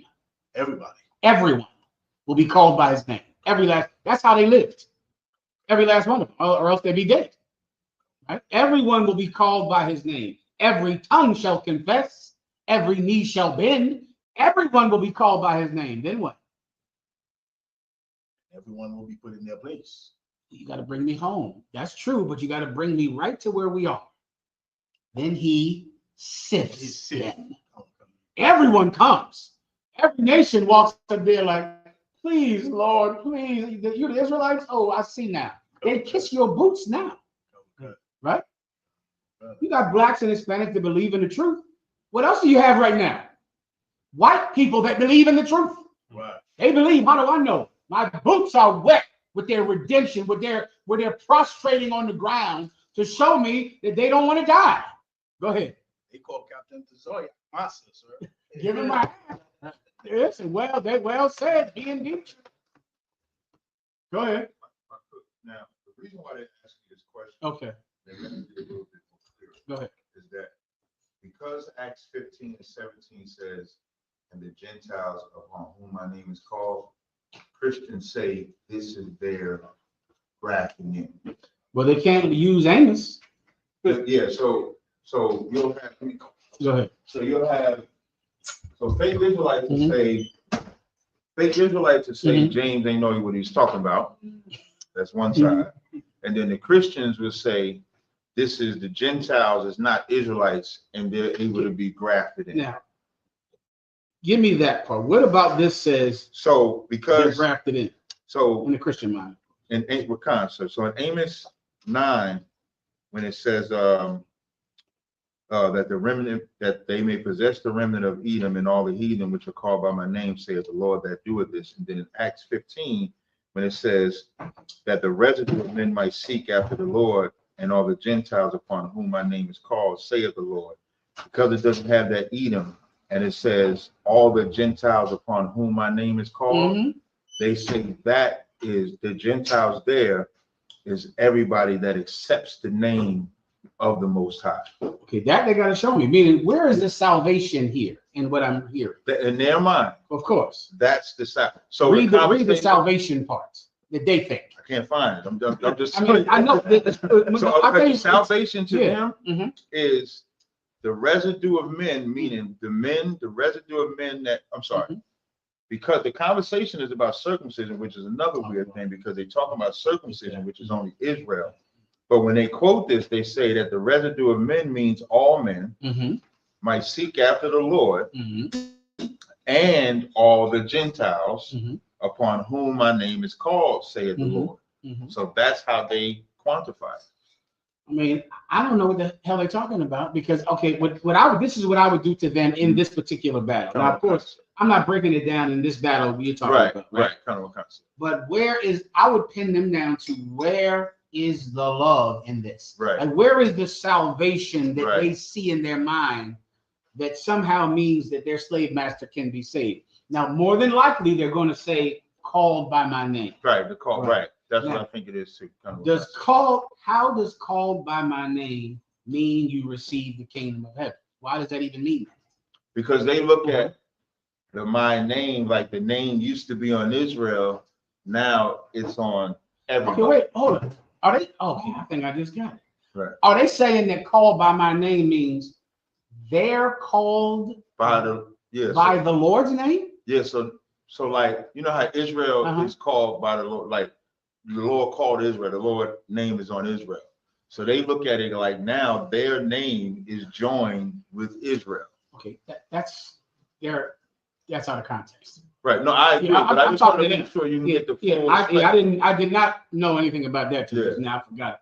But when it says called by my name, it does not mean I'm called God, which it sounds like that's what you're saying. No, they say the Gentiles upon whom my name is called, meaning I ain't no Gentile, but the Gentile calls on the Lord, and now that the name of the Lord is on him now. Okay, they might have to just learn how to speak old English. That's an old English. Right, kind of, sir. I'll try to break it down. So what? Yes, sir. Okay, I'll try. Now, when it says upon whom am I quoting that? Yes, upon whom my name is called. Now, they're thinking it like God has his name on me. Is that what you're saying, Cesaria? Yes. Yes. So God put his name on me, yes, upon whom my name is called. That is not, but that's out of context. What's it actually saying, obviously? And just think about everything we just read. It's right in front of your face. It's even in the Sif and the Kif and how all of them are going to die so that these people upon whom my name is called can come to me. That's why they're dying. What is upon whom my name called? What does that mean? Who wants to give it a shot? Anyone online? Colleen, you could do it too since you asked the question. Let me give Colleen a shot, then I'll get to you, Levi. So like I said, first I want to say the water to obviously Yatazar and Captain Cesaria because they kind of got it to what I was really trying to ask. But to your question, sir, what does upon whom my name is called actually mean? Who I command, basically who I command to be servants to the nation of Israel, because everybody else who resisted perished. You're almost there. Who I call. You understand? Upon whom my name is called does not mean you call me God. You call me now God has a name, which is Yahweh. Now I'm called God, which is what it would have to mean. They're twisting it to say it means now I'm a child of God. Right. That's right. I'm a servant of God. But if I'm a child of God, then I'm not called God. Right? You don't got a name and your son got a name? How you know who the hell's a different? Right? You have different names. Junior, even if you got the same goddamn name, you're Mahaiman Junior or some other name. But so the only way what they're saying could be true is if it was like his name is Yahweh. Now my name is Yahweh. That is not what it's saying. It's saying Yahweh is calling you. Upon whom my name is called means my name is calling you. Not I'm calling you my name, but my name is calling you. That's the only thing that could fit with the context. Because what is, without giving it to you, why are you making a change? And what is that change making you do? It's in Amos. Come on. Slide, sure. You making a change because at this point you are forced to. You are in a position where That's the you whole. have to. If you're the death, all of the dying. There was people that thought they weren't going to die, and they're definitely going to die. The death is what made you hear His name. Is what made you come, because now you know that you're going to die. You're humbled. Like Judgment Day humbles the proud. It humbles Edom, who is the most proud, and it humbles Israelites who thought nothing was going to happen to them. After that day, because of the humility, here they all come. Please, please, please. And as they come, they get sifted. Now as they come, everybody gets sifted. All you need to understand is, and I think this is the first time I ever understood what Christians was talking about. I heard this whole name call thing, and I go, what the hell is they even talking about? I think I just now got, they mean like you call me God. Right. I never even understood that. Come on. If you don't mind, gracias. Culpa otra vez, which means another glass, another cup. Salakia, sir, if I could. You got that, go ahead. No, I was just gonna say, I know I'm just asking this precept in Isaiah 60 when it talks, I think it's like verse 4, when it talks about the wealth of the Gentiles, the forces of the Gentiles, and then bringing our people to Jerusalem. This is by force because of the war. They're being forced to come, and he says whoever's not going to serve our nation is going to perish later down the chapter. I would not think by force. Okay. I would think they want to live. That's what's going to be. Yeah, when Jesus Christ returns out, there'll be no more pride. There'll be no more pride in our oppressor. None. Sir. Now can I give you the exact example? Do you want the exact same thing? What Yes, made sir. you? Why were you willing to serve the white man? Why were you willing to pick all of his cotton and his sugar cane in Haiti and in the West Indies and in Puerto Rico, willing to go into a mine? What made you learn English? What made you decide, you know what? I love my Lord and Savior Jesus Christ. I love God. I love Jesus. God is white. Jesus is white. What made you so humble, Khalid? The fear of death. That's it. It's just what happened to us. It's the same thing. And now what do we do now? We come willingly to the altar to give ourselves over to Jesus, to become Christians, to vote, to stand in line and praise our Lord and Savior and receive a bowl of bread and soup. We were humbled by oppression and death. And now the white man doesn't even say become Christian. You want to become Christian because you don't want to die. You don't want to starve. Well, when Jesus Christ comes back, white people are going to come running to the name of God. Do you understand? I'm running. Everyone's coming. Everyone is just coming. The Israelites who survive are coming. That's in the New Testament as well. Well, there'll be people taken up on the chariots who don't know why they're there. That's in the Bible. The remnant of Edom and of every race, the Chinese will be saying, please, please, please be our king. Please be our king. Please let us serve you. Everyone will become what you became, which is the agenda. This precept is saying that we are going to have slaves. And how are we going to get these slaves? Bring me home, Khalid. We're going to get these slaves because they're going to want to live. And the only way they can live is to serve us. And who's going to make them come to you? The Lord, upon whom his name is called. They're going to be what? What are these people going to be? Called by his name. They're going to come forward. They're going to come into the gates of Jerusalem, bringing their wealth. They're going to be called by him. All you need to get this is switch your head from God is going to call me God. I'm going to be called God. To God is calling these people. You understand? Just switch the call, because you don't understand. I'm talking to Chris. They don't understand the old English of it. That's all. It's just the old English of it is they're called by the name of God. Not they're called the name of God. They're called by. God damn it, it's right there. It's right in there. They're called by the name of God. This is how a Christian sees it. They are called the name of God. And Christians do that with the Bible. They see a word in it, it's not there. Christians read this and they see the people who are called the name of God. Well, that's me because I'm a Christian and I'm God. I'm his chosen people. I am now a Christian. They don't even see the called by the name of God. The name of God is calling you. The name of God is calling you to come here. Come here. Man, I got 1,000 precepts if you need them. I can just keep going if you want. How about this one? How about the book of Luke? How about all the brothers come up? Let me see what penny, how you've multiplied my penny. What have you done? Have you done the work of God? Let me see it. Let me see the evidence of your work. And the other people who would not that I should reign over them. They bring them before me. By my name. Come here. Come here. They come here. Called by my name, bring hither. Bring hither. Give me the act of bringing hither. God wants to see you. God demands that you come here right now. God demands that you appear before Christ today. It's like a summons. Like that's the concept is trying to give you as a summons. Right now, the white man is in charge. Now you get summons to court. This is a court summons. I've counseled so many idiots that get a summons and go, they ain't even send it certified mail. They ain't even do this. They ain't even do what? Brother, you got to show up to that court. They in their mind is like, what they talk? I got to be there by now. I got to go to work.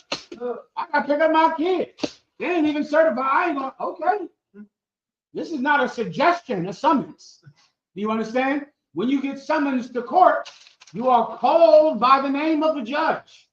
He summoned you there. You're called by his name. It's on the goddamn paperwork. The Honorable Jeffrey Babadi Baba called you to court. You are called by his name to show up to court 9:30 a.m. and it's getting postponed. So just do this for 6 months. Because you're going to get there, they'll postpone it, and you're coming back. I hated that more than court. I hated the getting myself ready to go to jail, and then it's postponed. Now I got to get ready again to go to jail next month. I'd rather just go ahead and do my damn time. That's a summons. That's calling by his name. The judge wants you to show up to court. That's all I can do for you. Now you just drive my memory of doing this for 30 years. I wonder how long have I broke down this precept? Since 95. Just switch that part in your head, the calling part, and that's all. There's another precept for this that's about slavery. Bring them into their place. What's that other one? Isaiah 14:1. Isaiah 14. We used to always use that. And they shall take them and put them in their place. That's a precept for this. For the one we just read in where was the other one at Amos, and for the one we just read wherever else that was in Acts. Those three all together. Read the last one in Amos, and I gotta go. So, like you said, what verse did you want to name us? And they shall possess the house of. Am I right about that? Isaiah 14. What is it? What does it say? Isaiah 14:1. Salakia. And they shall take the possession. Not that one. It's enough. It's not there. It's another one. Where's the precept for that one? You said Isaiah? Yes, it is Isaiah. Isaiah 14. Let me hear that, please. Let's go. I'm going to hear you, Cesario. Go ahead, Khalil. You want Isaiah 14:1, sir? Yes, please. Come on, sir. The book of Isaiah, chapter 14, verse 1. For the Lord will have mercy on Jacob and will yet choose Israel and set them in their own land. And the strangers shall be joined with them, and they shall cleave to the house. They shall another one they would always pull. Shall be joined with them, and the strangers will be what? Joined with them. They would pull this up. See, we're going to be joined together. Hallelujah. Black people and white people coming together as one. And the strangers shall be joined with them. Keep going. Come on, sir. And they shall cleave to the house of Jacob. Yeah. Keep going. Come on, sir. Verse 2. And the people shall take them and bring them to their place. So the people shall do what? and the people shall take them and bring them to their place. Now, and can the you house. visualize this, Khalid? Visualize this, Khalid. Take your time. Because if you can just see this, this is all you need. Right. No, the Read it court one more summons was time, good Khalid. enough. I'm gonna stop you to visualize it. Go Yes, ahead. sir. Colonel McCon, sir. And the people shall take them and bring them to their place. From the top. Colonel McCon, sir. 14 verse 1. For the Lord will have mercy on Jacob and will yet choose Israel. So And now we set know them who's, in, who's getting the, now we know who's getting the blessing in this deal. Right. Now we know who gets the good part, right? In this deal. Israel. Keep going. Colonel McCon, sir. And set them in their own land. Now we know this And is in the land of God, in Israel. Keep going. Colonel McCon, sir. And the strangers shall be joined with them. The strangers shall be what? Shall be joined with them. Who's going to join the strangers with them? Khalid. The Lord. Thank you. Give him a hand. That's where you got to go with this. God is doing this. They're going to be joined with them. Now, in your mind, it's like equality. You think that's an equal, an equal relationship. The strangers will be joined with them. What does the word cleave mean in this context? Khalid, do you know? Colonel McCon, sir. What does it mean?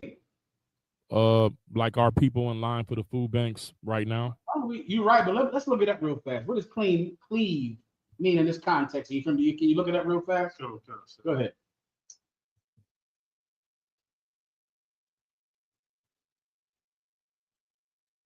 Just want the dictionary definition? Sure. The one in this context. Go ahead. Cleave. Adhere strongly to. Say one more time. Adhere strongly to. Say it again. Adhere strongly So to. the people will adhere, stick to us. Adhere strongly to us. Can you visualize that out? So now the people are joined with us, but they're holding us so tight. They're never letting us go. I'll dance for you. I'll sing for you. I'll pick your cotton. I'll babysit your children. I'll speak your language and give up my language. I'll call myself whatever name you want me to call myself. They're going to do that to us. They're going to want to be with us desperately. I mean, desperately. You know what that feels like, right? You know that feeling to really want to move out of your neighborhood and move into their neighborhood? Who hasn't felt that? Everyone. I don't know how, what age were you when you were ashamed of your block and just wanted to live where those white people live? Just wanted to live over there with them. Wanted it so bad. That's cleaving to them, wanting to be with them so desperately. Keep going. Colonel McCon, sir. And the stranger shall be joined with them, and they shall cleave to the house of Jacob. Get it? Keep going. Colonel McCon, sir. Verse 2.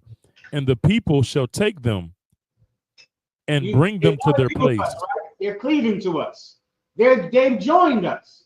What do we do with them now that they want to be with us? Put them in the slave quarters.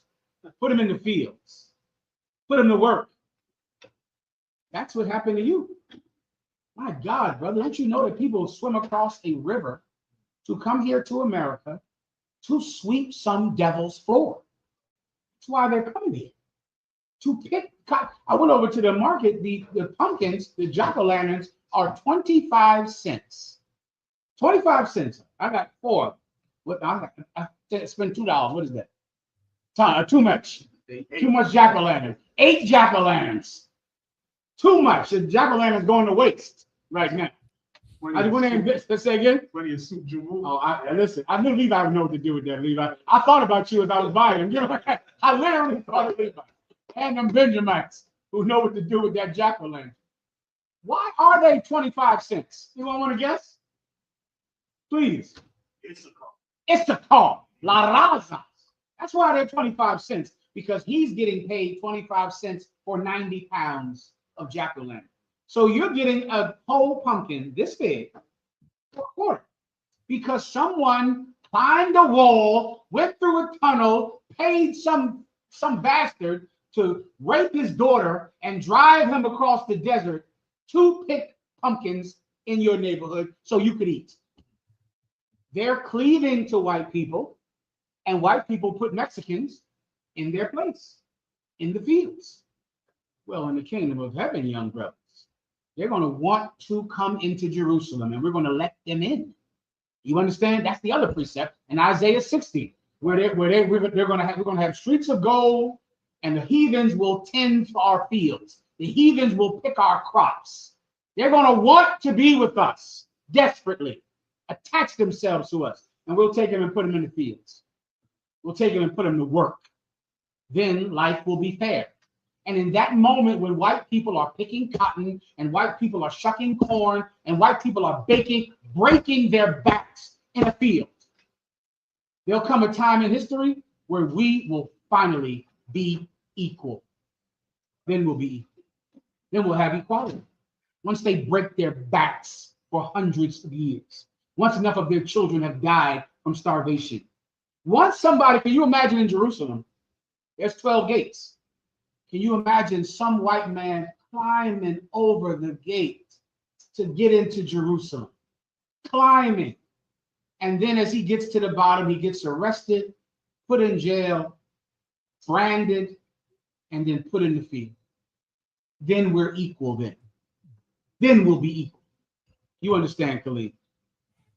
Got on a concert at the water, sir, for your wisdom. I got it. All right, let me move on. Come on, y'all. I got to get to these topics. I got to tell fake Israelites that they're not in the truth again. On that topic, sir. How many times I got to do this? I got a question in the same chapter of Acts. Go ahead. Because I saw some fake Israelites use this to say that Paul was condoning other camps, which I don't even know how they got that from this, but it made me curious on what actually was going on here. So if you would break it down. No problem. In Acts 15 and 36. Mm-hmm.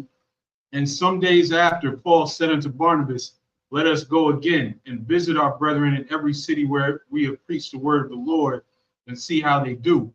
And it's like, so to summarize, there was a cat named John Mark that rolled with them. On a previous trip, he left. It just says he left. Doesn't give everyone can hear you, right? Come. Go ahead. It just says he left them. And then here, Barnabas wanted to take him with them again. He wanted to take this cat, John Mark. Paul did not want to take him. In verse 39 says, and the contention was so sharp between them that they departed asunder one from the other.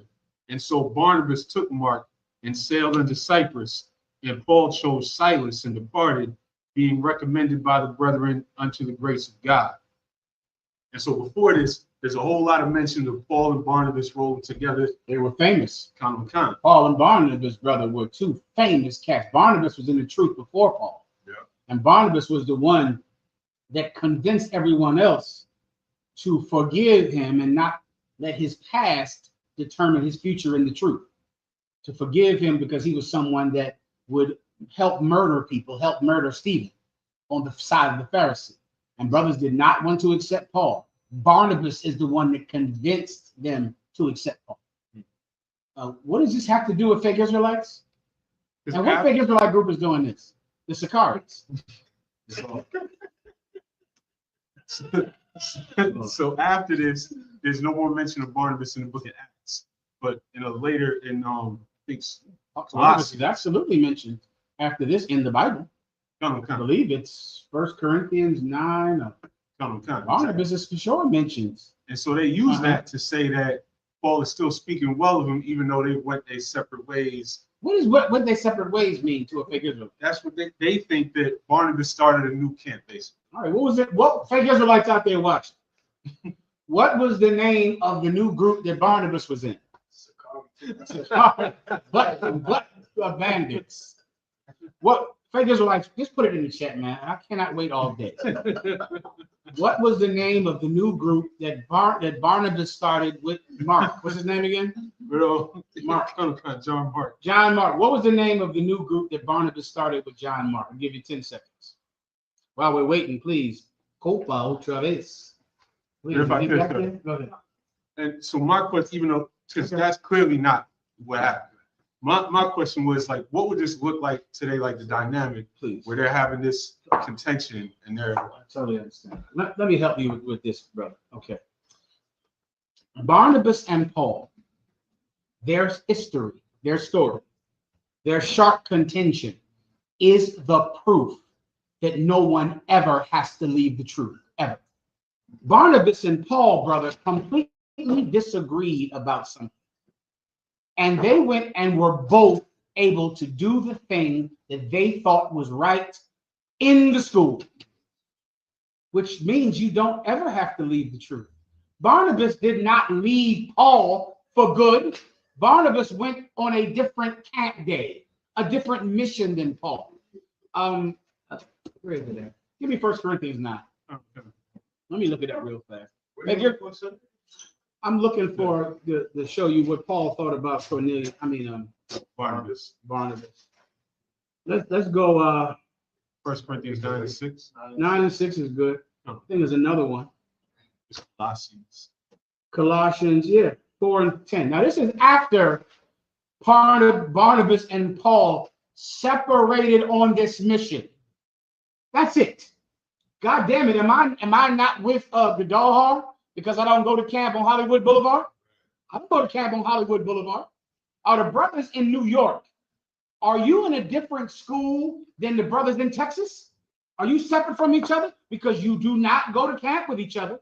You don't. So are you in a different school? I'll ask you again, fake Israelites, the butt plugs, the what's the thing that they like, the pegging kit. What was the name of the group that Barnabas started after he left Paul? Because y'all told me in the car that there's a whole nother group from the Sicaris. Had a whole nother name, the Lighthouse of God. Said, how many names I've heard of? How many names over and over the same shit that I'm bored by? It's boring, fake Israelite groups. It's so boring. I'll try to explain this, but I have to move on. Fake Israelites, you're not in the truth.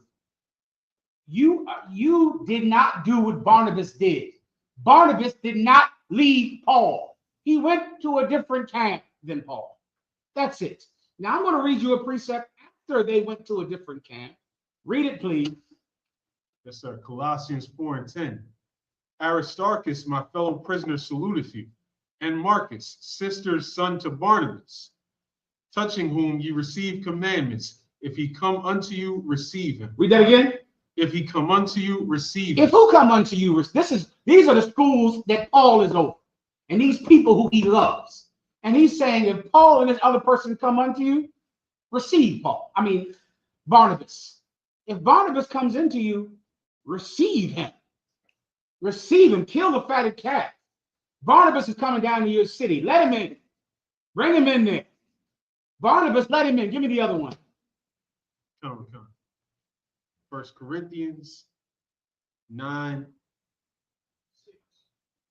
and 6. Or I only and Barnabas. I say it one more time. Or I only. Read 2 verses above this. You might need to. What verse is this at? This is 9. This one I want you to give me 9 and 1 because you might need some context for this. Come. Please go ahead. 1 Corinthians 9 and 1. Am I not an apostle? Am I not a what? Am I not an apostle? This is the apostle Paul speaking. Let me tell you about fake Israelite talk, which is why they bore me so much, right? They have no understanding of the Bible and no power, and that doesn't tell them that they don't have any understanding of the Bible. My God, you're not even like Christians, where at least you have some power. Right. You at least the Christians are good game to destroy. But what in the hell have I destroyed if I destroy the lighthouse of Jesus or the Safari? You're not even anything worth hunting. You're not good game. This is the Apostle Paul telling people who did not want to honor him as an apostle. Does that sound familiar to Sarah? Who called me about this today? This is the new what Paul said all these years ago. Read it again. Yes, sir. Am I not an apostle? Read that again. Am I not an apostle? Paul, 2,000 years ago, had to get in what battle? A battle about Paul. Now here we are again. Here we are, 2025. I have to still battle somebody and tell them that Paul was an apostle. Still, Paul had to battle people to prove he was an apostle. And it's right here. And the fact that this is in the Bible doesn't tell you that you're wrong. The fact that you don't know if Paul was a man of God, he surely was, because he knew about you 2,000 years ago. He knew about you. He knew that some butt plug would say, we don't follow Paul. Paul is not an apostle. Read it again. Am I not an apostle? Isn't I an apostle? Keep going. Am I not free? Aren't I free? Go ahead. Have I not seen Yahushua Mashiach, our Lord? My God, Jesus Christ appeared to him on the road to Damascus. He saw him, just like Peter did, just like James did. Keep going. Are not ye my work in the Lord? Are you my work in the Lord? Hey, fake Israelites. You are Paul's work in the Lord. You're in the truth because of Paul. Right. You left it, back in the 80s or whenever the hell you left it. Oh, I guess these fake Israelites weren't even in the truth enough. Jesus Christ. Fake Israelites are kids that have never been in the truth. Right. Well, the cat who started the group that your leader left, he used to be in the UPK, right? A long, long time ago, back in the 90s or the 80s. He used to be in the truth and left it. And now he started some group with you.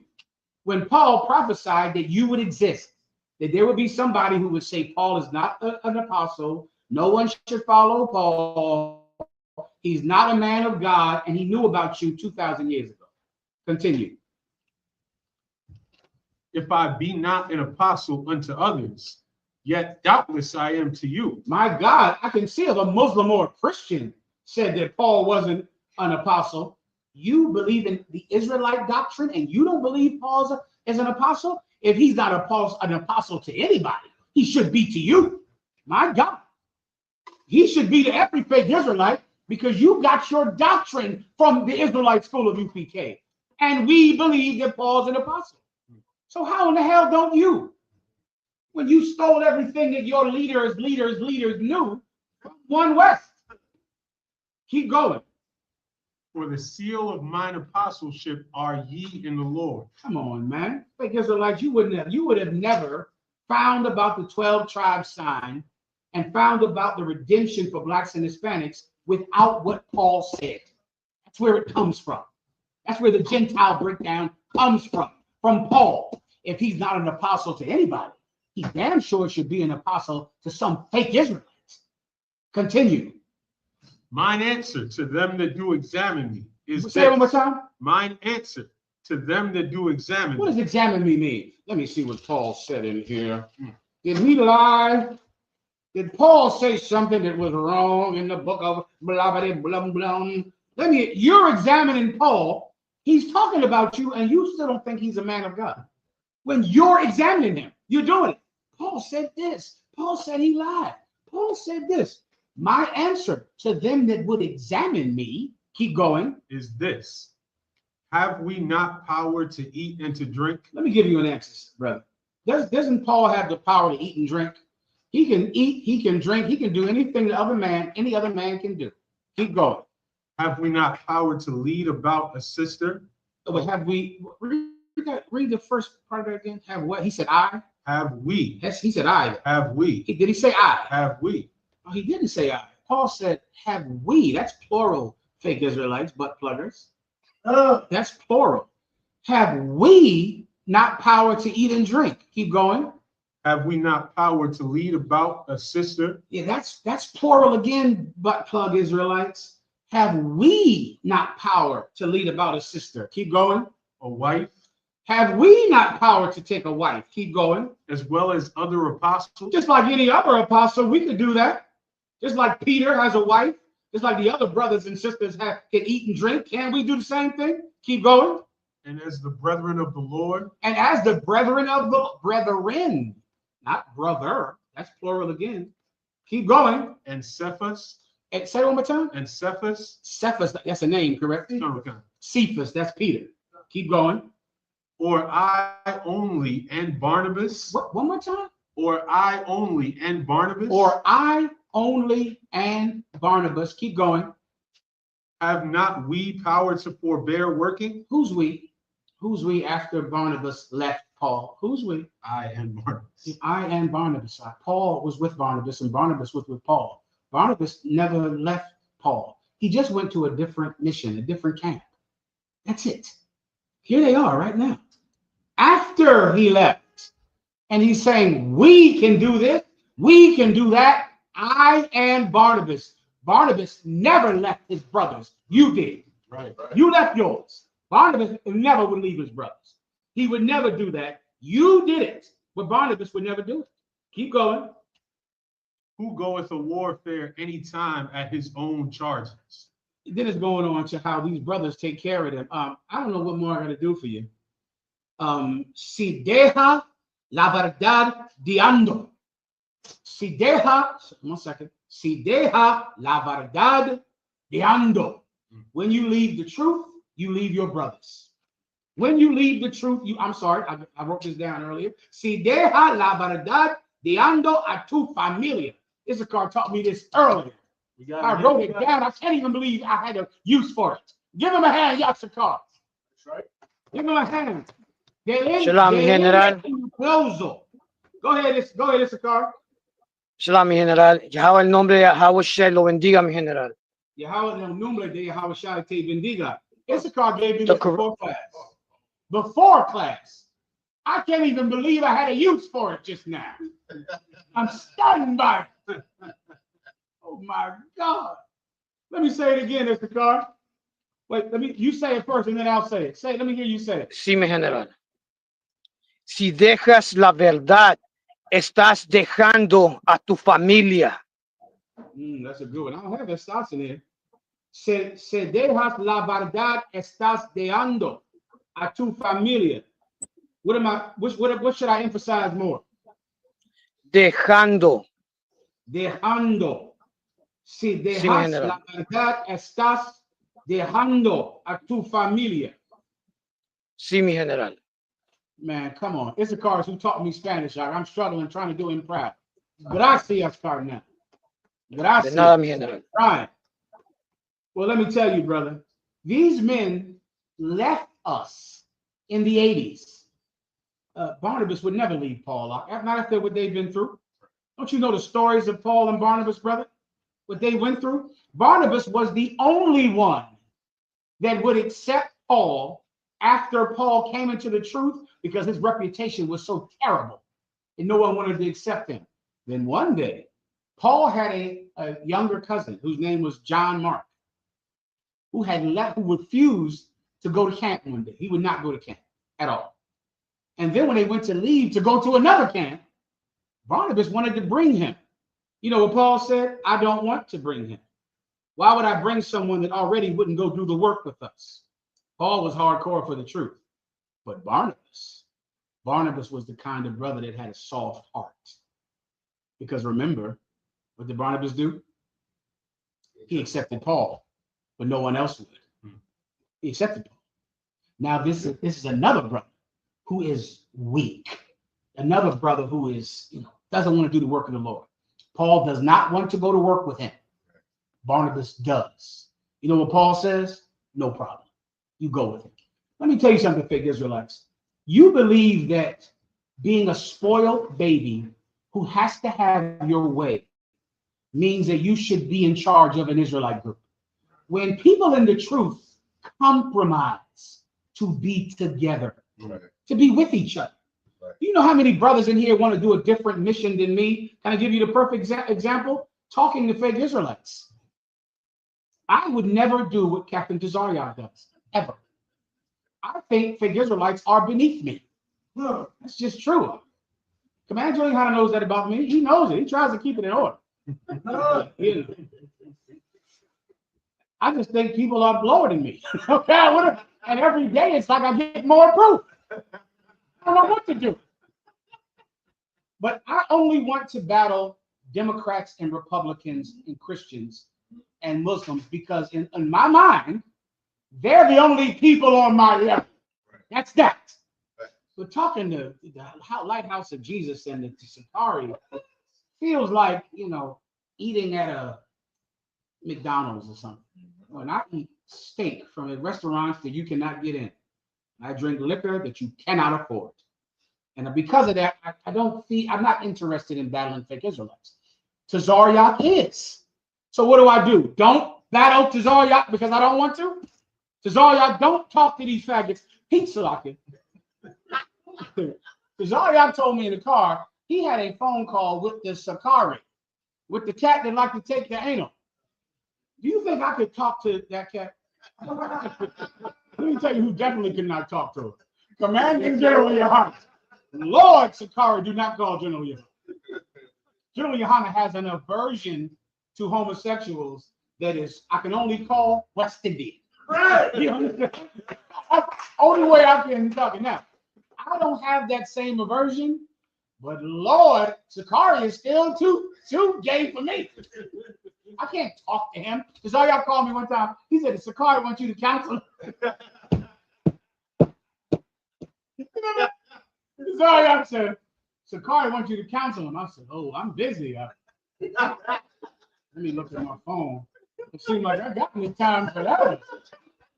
And then listen, let me tell you, I felt so bad because then I saw the Sakari on the tape with you, and he said, I thought you said I was gonna get counseling. Where?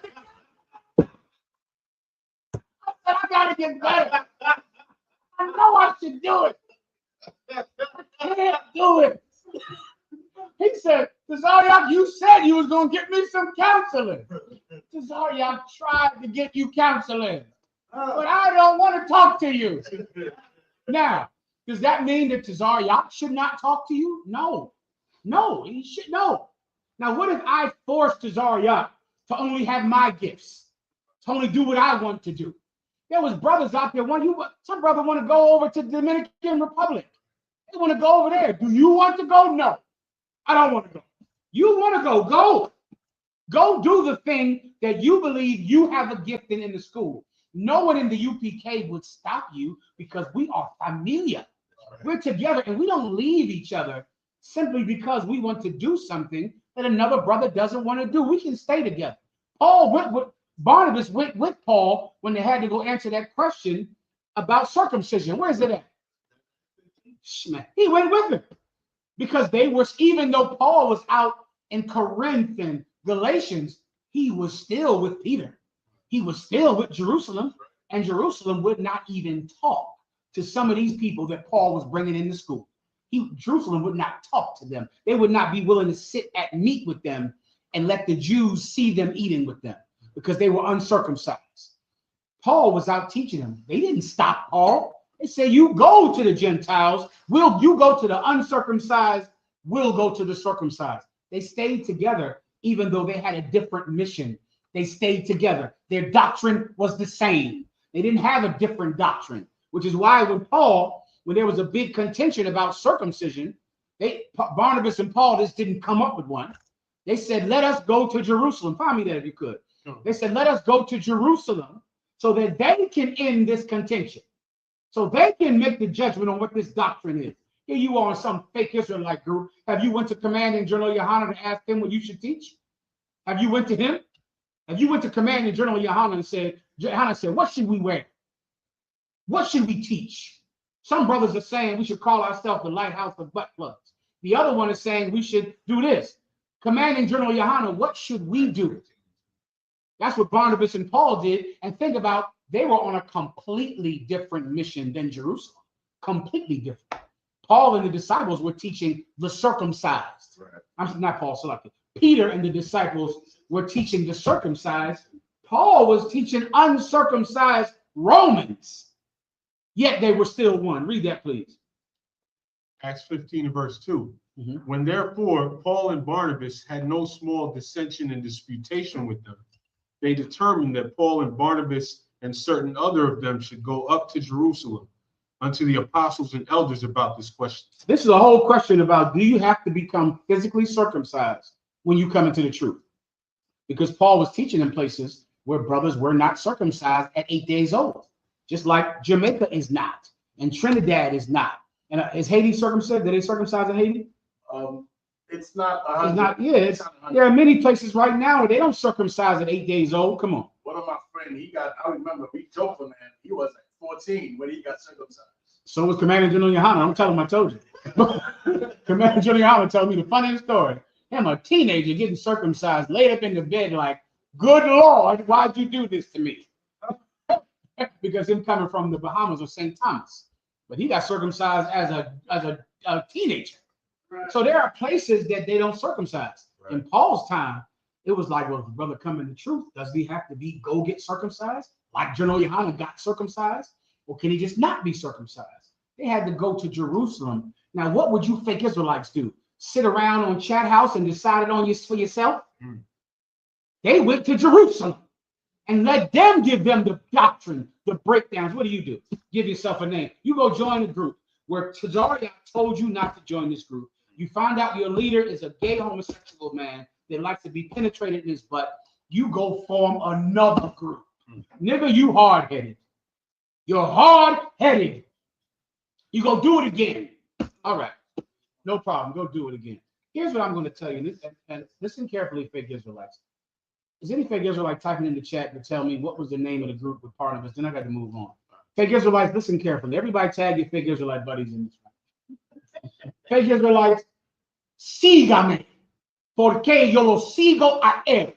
Follow me. You don't have a fucking choice. You follow me. That's what you do. Commanding General Yohana, in his mercy, has provided Captain Tazariah to help every fake Israelite to come back home to Tio, to come back home to your padre, to come back home. He provided Tazariah for you. So now Tazariah talks to you. He comes to you on your podcast and your chat rooms, and you have Tazariah.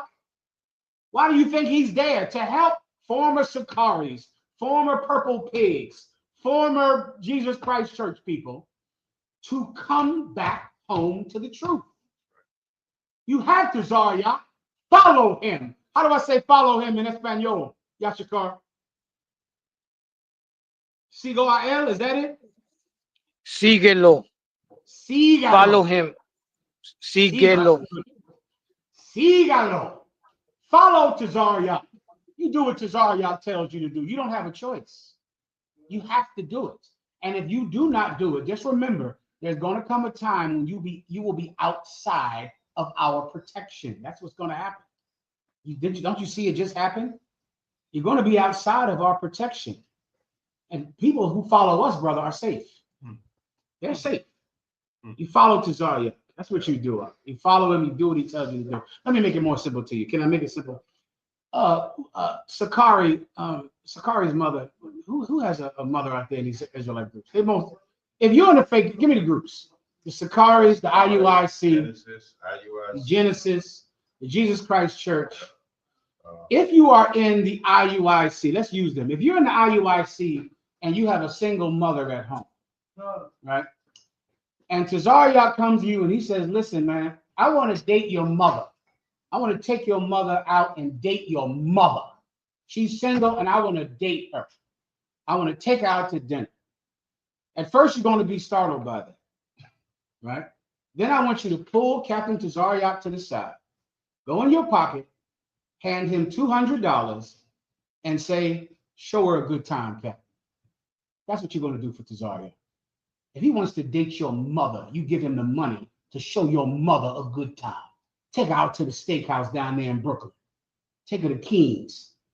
Take her down there to Ruth Chris, or what's that good one out in Brooklyn I love? Peter Luger. Take her out to Peter Luger and get her that T-bone steak or that porterhouse steak with the cream spinach and the baked potato. Give Tazariah $200 so you can be assured that he shows your mother a good time. That's how much you're going to follow him. Sígalo. Everyone understands. All right, next. And on that topic, a fake Israelite group that fits what you just described to a T approached our camp last weekend. Jesus. Where? In Hollywood. Please go ahead, sir. Christ is not the truth. Yeah, and I'm gonna show you. I'm gonna give you an example. Was not Christ Adam? Yeah. Did Adam sin? Yes. So then Christ is not in the truth. You can still sin and be in the truth. What are you talking about? You can still sin. Hold on. You can still sin and be in the truth. What are you talking about? So that's it. Let me tell you, that's super sick and sad because the fool said Christ is Adam. Now you know where he got that from. Right. No, so like I said, that was the brother said Christ is Christ Adam, right? The brother in the school. Right. Captain, right? But the fake Israelite said yes. He said yes. Where he knows where he got that from. Like, who in the hell else teaches that Christ is Adam but the UPK, but One West? Right. We're the only people that teach that. Right. And so he knows and believes that that's true. and he learned it from us. Yet and still he thinks we're wrong. What's the doctrine that we got from a fake Israelite? What's the thing that now we believe that some fake Israelite taught us? Nothing at all. Fake Israelites, you better get back into the school. Captain Tazariak has been provided to you to help you and to come back home and to erase the mistakes of your youth. You come back into the truth, you do it fast, and you'll be protected when you need it, and you're going to need it soon. All right, anything else? If I could, just to close that topic out. Go ahead. If you go to that group's page on YouTube, and you scroll back just 3 months, that group was all in Sakari shirts. In the Sakari. And they just changed their name. Will the Lord please with all butt plugs. Listen, man, I don't know what else I can do for you. Okay, that's that. Okay, we don't leave each other. Let me get the thing again that Issachar told me. Si dejas la verdad, estás guiando a tu familia. When you leave the truth, you leave your family. We don't leave each other. Barnabas would never leave Paul. He's not like you. He's not like you at all. Everybody understands. All right. Anything else? Go ahead. Wait, Yashikar, I think Yashikar had a question. I told him I would answer. Yashikar, do you have a question? Canada one concert, if I could. Is it donde está preguntas? ¿Dónde preguntas? No, ¿cuál es tu pregunta? ¿Cuál es? Which means, what is your question? What's your question? ¿Cuál es pregunta? Please. ¿Cuál es tu pregunta? Sí, ¿Cuál es tu? What's your question? ¿Cuál es tu preguntas? Sí, mi general. Gracias. If I could, mi general, I've seen a lot of brothers pray. Some of them with their, not in the truth, of course, I don't want. Some of them pray with their hands up. People out in the truth. Some of them get on their knees with their face out to the floor. Some of them do that little Catholic cross thing.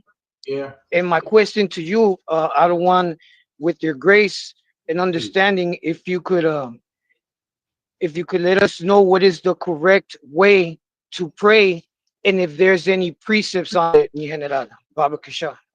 No problem. You want to get lifting up holy hands.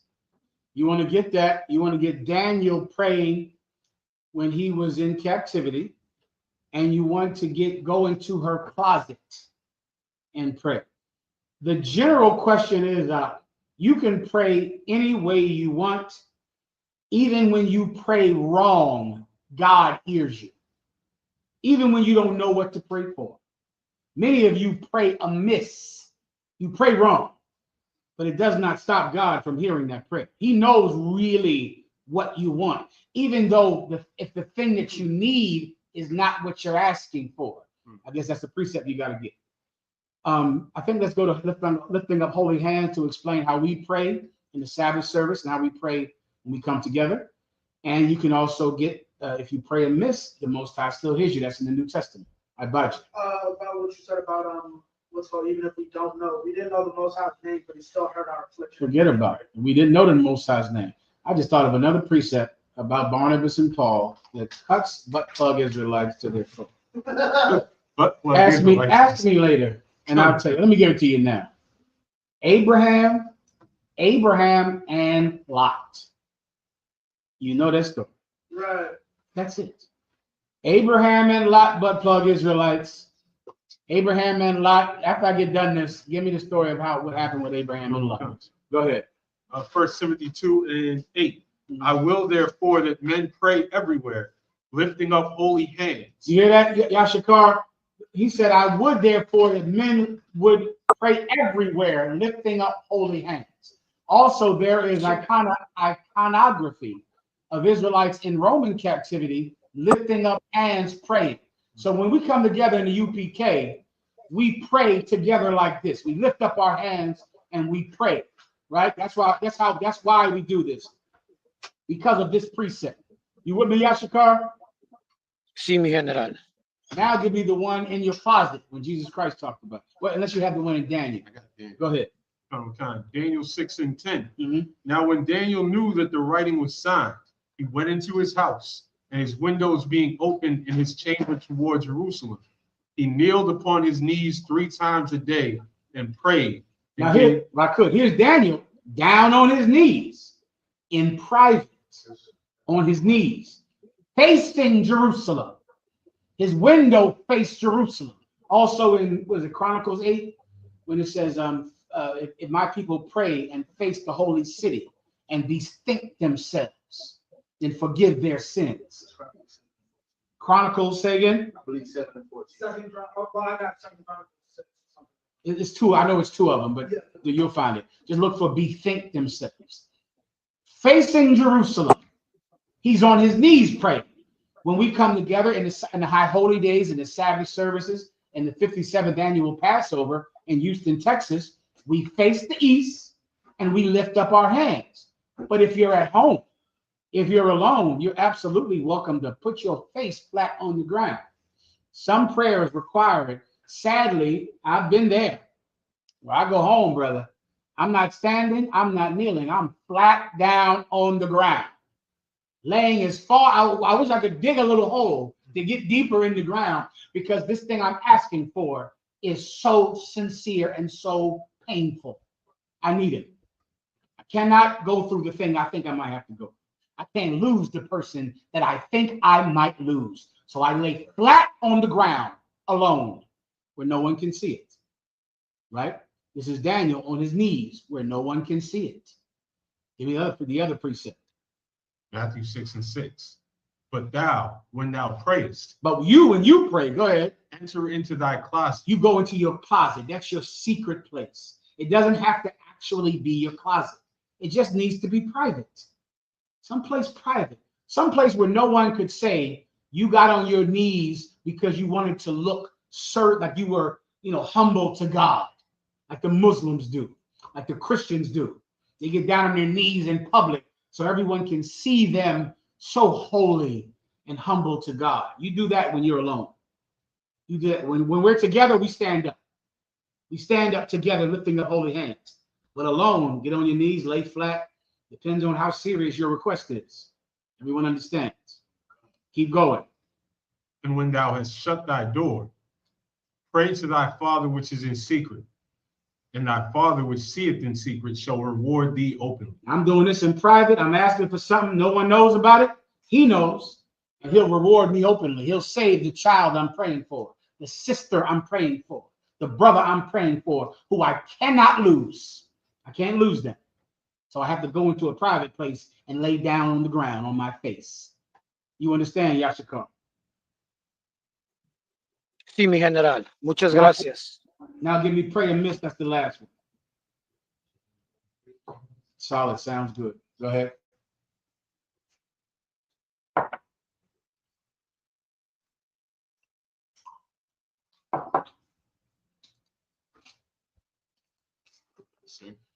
The book of James, chapter 4, verse 3.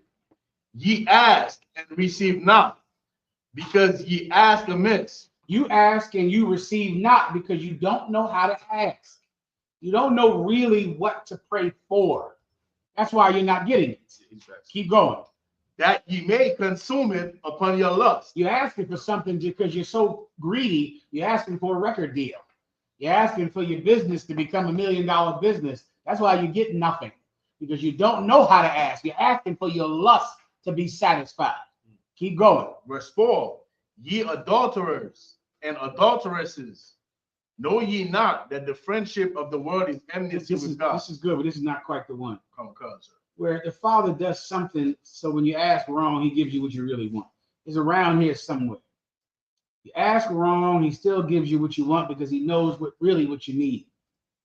All right, somewhere around. It's somewhere in James. Find it, brothers and sisters, all right?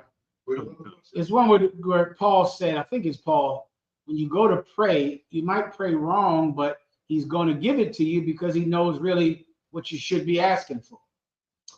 It sounds like it's right around here. You're praying, but you're praying for the wrong thing. You're praying the wrong way, but he knows what you want. He knows what you really need. The brothers will find it. You'll find it later. I got to move. Okay. Go ahead. Mark 2. Yashikar, we good here? Canada One concert, Tawada. Good here. Estás bien? Estoy bien? No. Estás bien, no? Estás bien would mean, are you okay, out of one? Asking me if I'm okay physically and in health. Okay. So how would I say it's better? You know, if you have any more questions, are we good here? Like, is that it? Yeah, best way to say it, out of one, is ask me, es todo? Is that it? Es todo? Es todo. I like, see, this brother speaks the good Spanish. Give him a hand. His Spanish is the best one. He speaks like a gangster Spanish. There's blood and perfect and not gay. Say that one more time. Concert, you would say es todo. Es todo. And it would be concert. And the way you would say it, out of one, that could mean two things. You could it would be the way you would say it. Because when you say es todo, that means that's it. That's everything. That's it. But when you ask it es todo, then you're asking it as a question. I got you. So I make the inflection on my voice like es todo, and that means is like that. it? Perfect. See me hand it up. All right. So what? Romans 8 and 26. You got it. The book of Romans, chapter 8, verse 26. Likewise, the Spirit also helpeth our infirmities. There you go.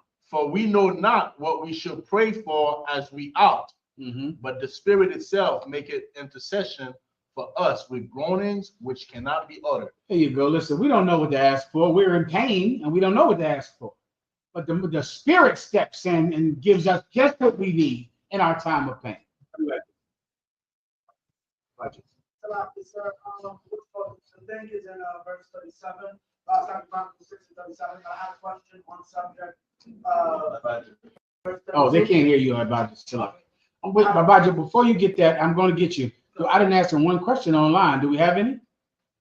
Abadja, can you stand by? I'm going to get you. Let me get Abadja first. Come on up front, Abadja. And then we're going all online. Go ahead.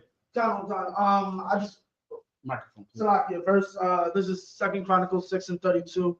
Moreover, concerning the stranger which is not of thy people Israel, but is come from a far country, for thy great name's sake, in thy mighty hand and thy stretched out arm. If they come and pray into this house, 33, then hear thou from the heavens, even from thy dwelling place, and do according to all that the stranger calleth to thee for, that all people of the earth may know thy name and fear thee, as doth thy people Israel, and may know that this house which I have built is called by thy name. What's that a precept for? Salakia, that's what I'm trying to understand. What is the stranger in this verse? The strangers are Israelites. Okay. And what else is happening right there? You just read it. Read it one more time quickly. Con 32. Moreover, concerning the stranger which is not of thy people Israel, but is come from a far country, for thy great name's sake. Who is a stranger that is not of thy people Israel? What does it mean to be of Israel? It's in the New Testament. Of Israel. It's in the New Testament. For they are not all Israel that are of Israel. Con. What does that mean? Meaning you're like physically from the land and you keep the They are not all Israel that are of Israel. What does it mean to be? Just think that precept, not the one you read. Right. They are not all Israel. That's the New Testament. Right. Paul said that, speaking about the sons of Ishmael. But they are not all Israel that are of Israel. What does it mean to be of Israel? To keep the culture? Yes. Give him a hand. Hold up. Denele un aplauso. Yes, to keep the culture. Who is of Israel but not Israel? Jewish people. Right. I was going to say Samaritans. Done. Okay. Jewish people. They're not Israel, but they're of Israel. Okay. Right? They speak the language. Right. You know, they wear fringes. Okay. They face the east. Right. They don't eat pork. They don't eat crab and shrimp. They have our culture. Right. But they're not Israel. Right. You understand? Kind of. Now read it again. Moreover, concerning the stranger, which is not of thy people Israel, but is come from a far country. Who is the stranger that is not of Israel, but is come from a faraway country, and now they're going to be accepted?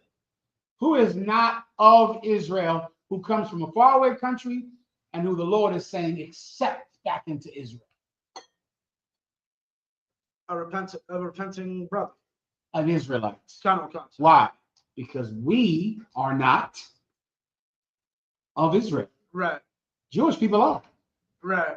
They're of Israel. You understand? Con. They learned Hebrew. I didn't learn the Hebrew when I didn't go to Hebrew school when I was young. I ate pork. I ate shrimp. I celebrated Christmas. They didn't. They celebrated Hanukkah. I celebrated Christmas. Which one of us is of Israel? The Jewish person. He's of Israel. I am not of Israel. Right. I didn't grow up in Israelite culture. Right. I grew up in American culture. Right. I'm a Gentile. I'm a heathen. This precept is about you. You are not of Israel.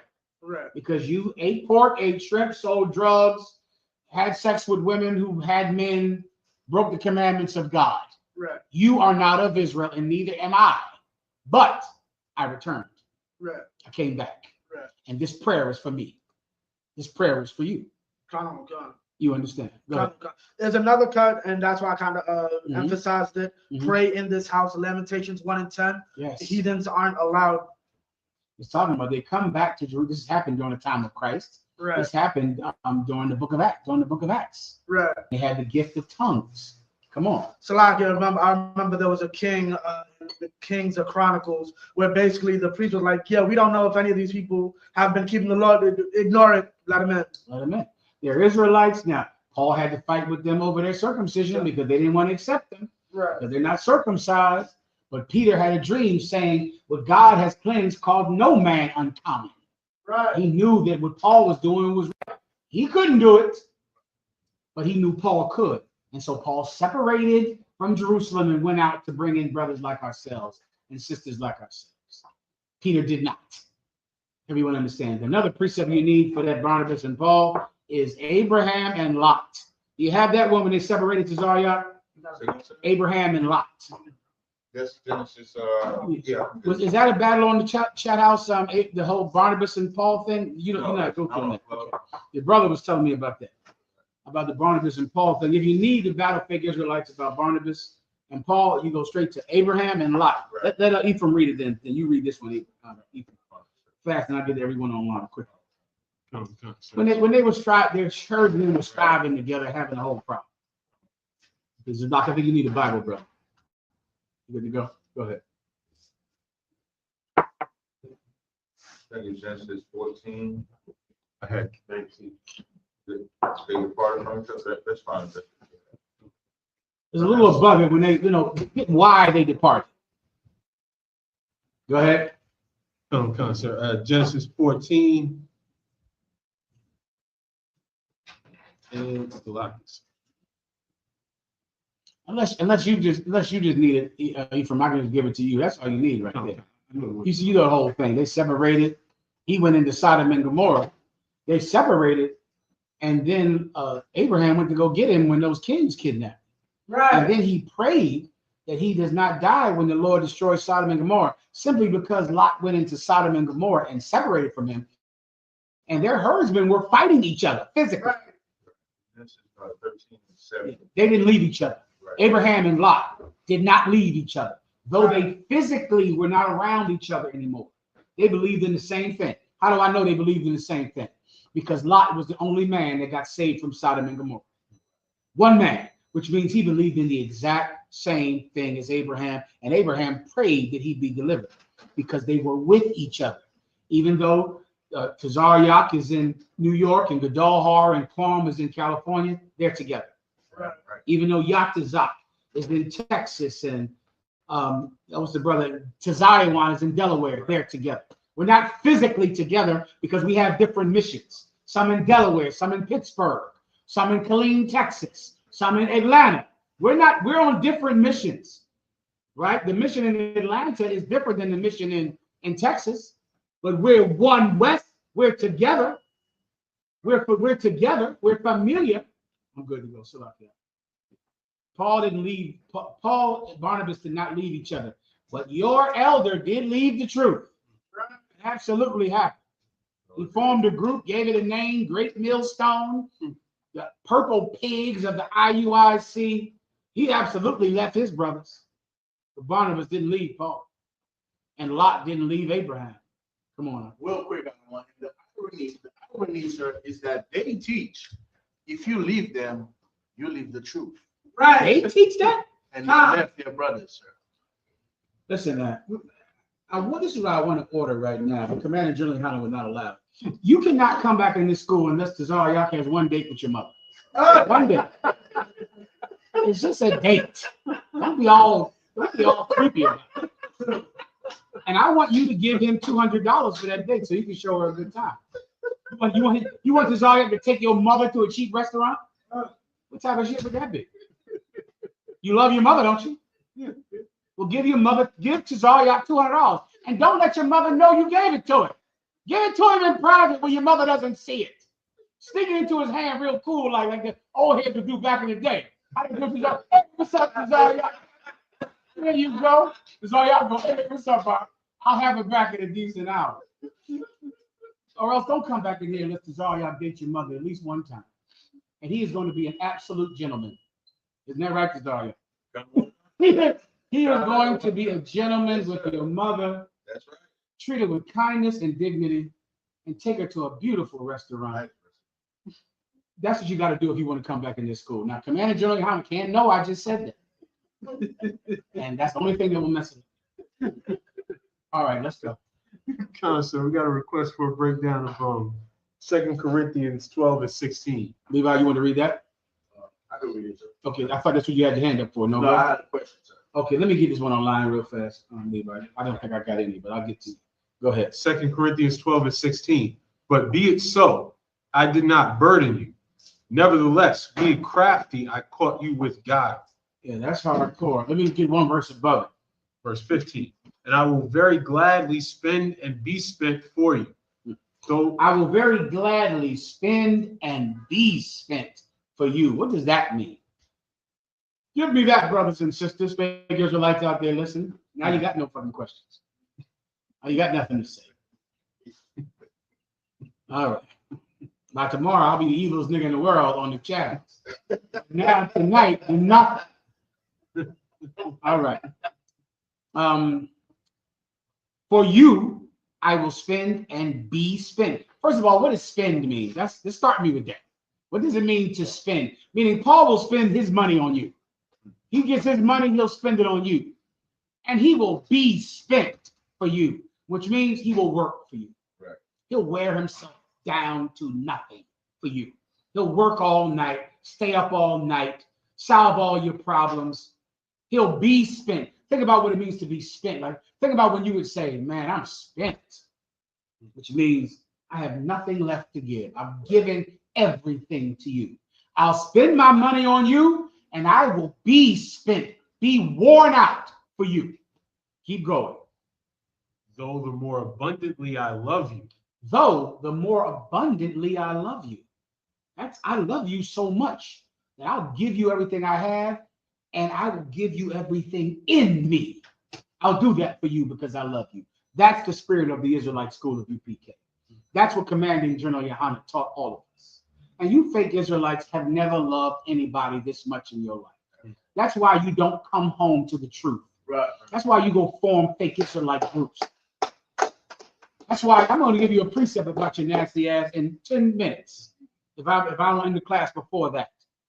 You just don't love anything. All you care about is being in charge of some pissy little butt plug group when you know you should have came home the minute you found out your leader was a gay man. Right. Or a rapist back in GMS. Or some old sodomite over there in the IUIC when you know Nate is gay. You know he's gay and you stay in there. And you're not helping Nate because he needs a goddamn intervention before he dies of AIDS. But yet you won't do it. No problem. No sweat. We love each other in here. We'll spend everything we have on you and we will be spent on you because we love you all the more. Continue. Though the more abundantly I love you, the less I be loved. I don't know what you want this broken down, I guess. Yeah, this is your life. Though he loves you so much, the less he gets loved. No matter how much he does, Right. no matter how much he helps you, why in the hell aren't you fake Israelites following Tazariot? I don't fucking understand it. He talks to you on the phone. He talks to you. He gives you friendship when you know we don't do that in the UPK. You know we don't talk to you. Nobody does, but him. Remember the time at Tazariot? Let me tell you a story. There was one time. Remember Tazariot started talking to WAC 100, who was in the blood gangsters, right? The Bloods of California, right? He's talking to the blood gangsters. Brothers in the UPK thought he was out of his mind. Remember that, Tazariot? Brothers in the school, they thought he was out of his mind because he was on there with the WAC 100. I think he said bomb. What did you say? Bomb? They called me back. Yeah, they called Tazariot. 1 second, you have an emergency out? You are? Okay. Come on, Chad. What can I do for you? I can't tell that story. I do my best to try to teach the class. Give me the scripture, the latter part of that verse. Yes, sir. Though the more abundantly I love you, the less I be loved. And that's what's so happy about that is that's what we do every day. We the most hated. Right. When you think about when we talk about on the subject of fake Israelite groups, we have warned y'all that's love. Telling y'all that this group is gonna fall, telling y'all not to follow this one, telling y'all not to do that, that's love. And we get hated for it now. And then you see them say the white man can be saved. And then now you're hurt by who? You're hurt by who? If we love, who are they hurt by? The people we warned them about. But who are we hurt? Say it better. Give me more to if we're giving them love and they hate us for the love, what are they getting by the ones that turned on them? Thank you. You say because you're on the mic. What do they get? They're getting hate. The only thing that the fake Israelite groups and those that can give you that hurt you is hate under the guise of love. That's such a familiar spirit when you think about it. When you think about the familiar spirit that comes with, I'm going to appear to be righteous. That's all it is. I'm going to say, so like that group Genesis, as they're battling saying God only loves Israel, as they're saying Yahweh Ba'ashem Yahweh Sabarakatah, they're believing the white man can be saved as they're teaching and as they're debating that they can't, but telling you that. Whereas we come out and just say the white man is the devil, it's only one camp, serve the Most High, keep the commandments, and you should join us, and we get hated for it. Now read the next verse. No, sir. You know 2 Corinthians, right? 12:16. 12:16. Okay. But be it so. I did not burden you. Be it so what? I did not burden you. Why is that important? Because as he's talking about the love that he's given, but he's not getting nothing back. That's a burden that he takes on, right? But is he burdening you? He's not asking you to be him. Like when you come in here, nobody's asking you to be Commander Jenny Hanna. You can't. Nobody's asking you to be Jenna Muhammad. You can't. We just asking you to get up here and learn what it means to be a brother. That's the light burden. That's not a heavy burden. So we'll take on the burden. So we'll take on the hate. We'll take on the problems. Like Jenna Muhammad talking like a free man. Get me in trouble. Now I got to go out into the world. We heard what the general said. But he knows I can deal with it.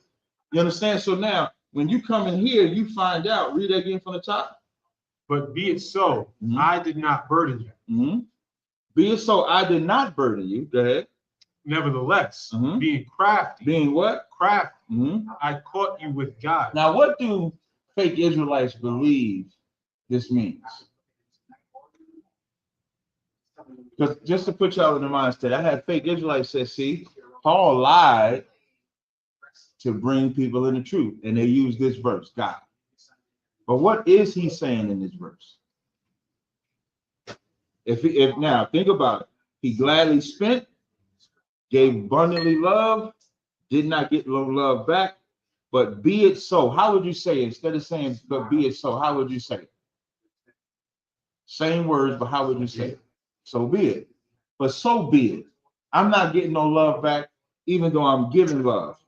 I didn't burden you.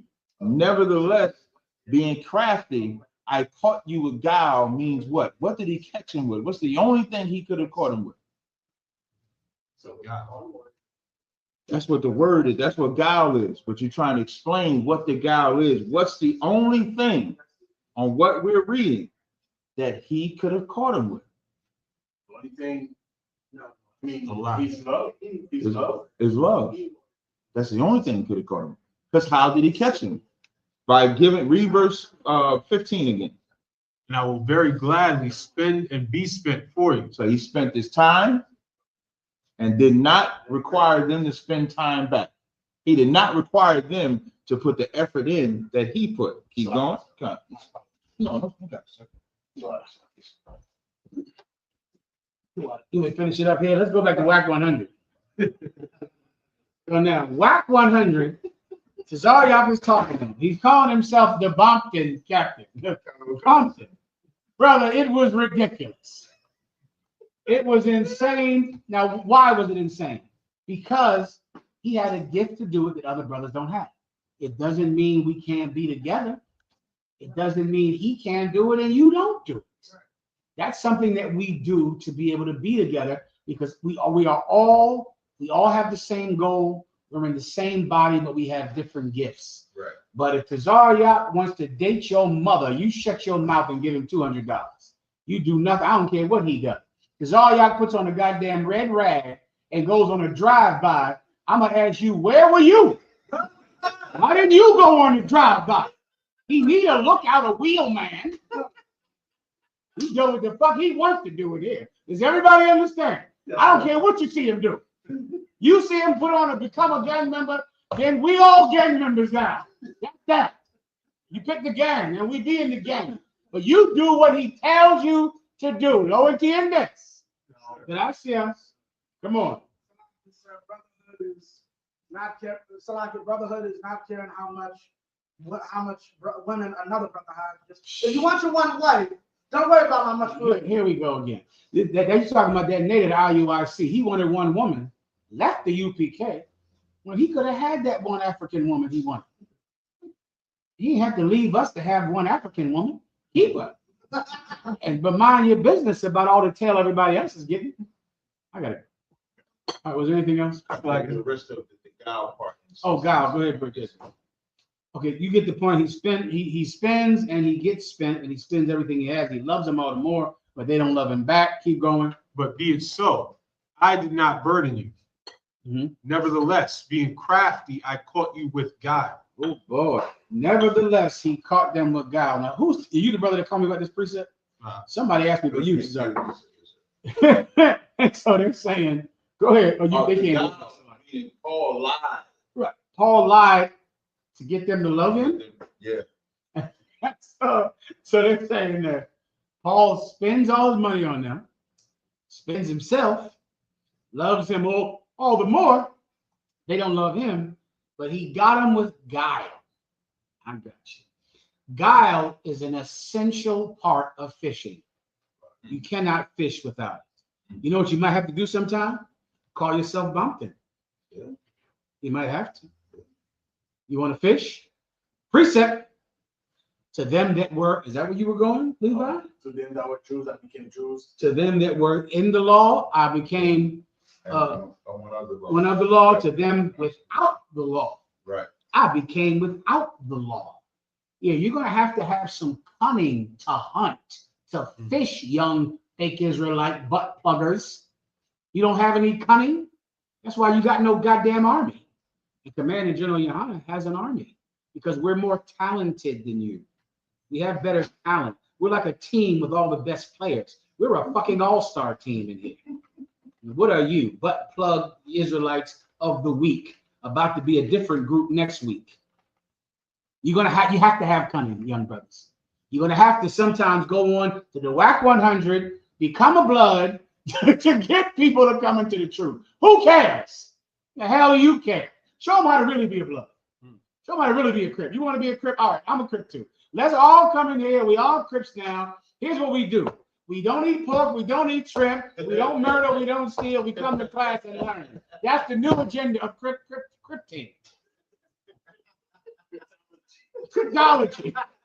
The fuck I can. Precept.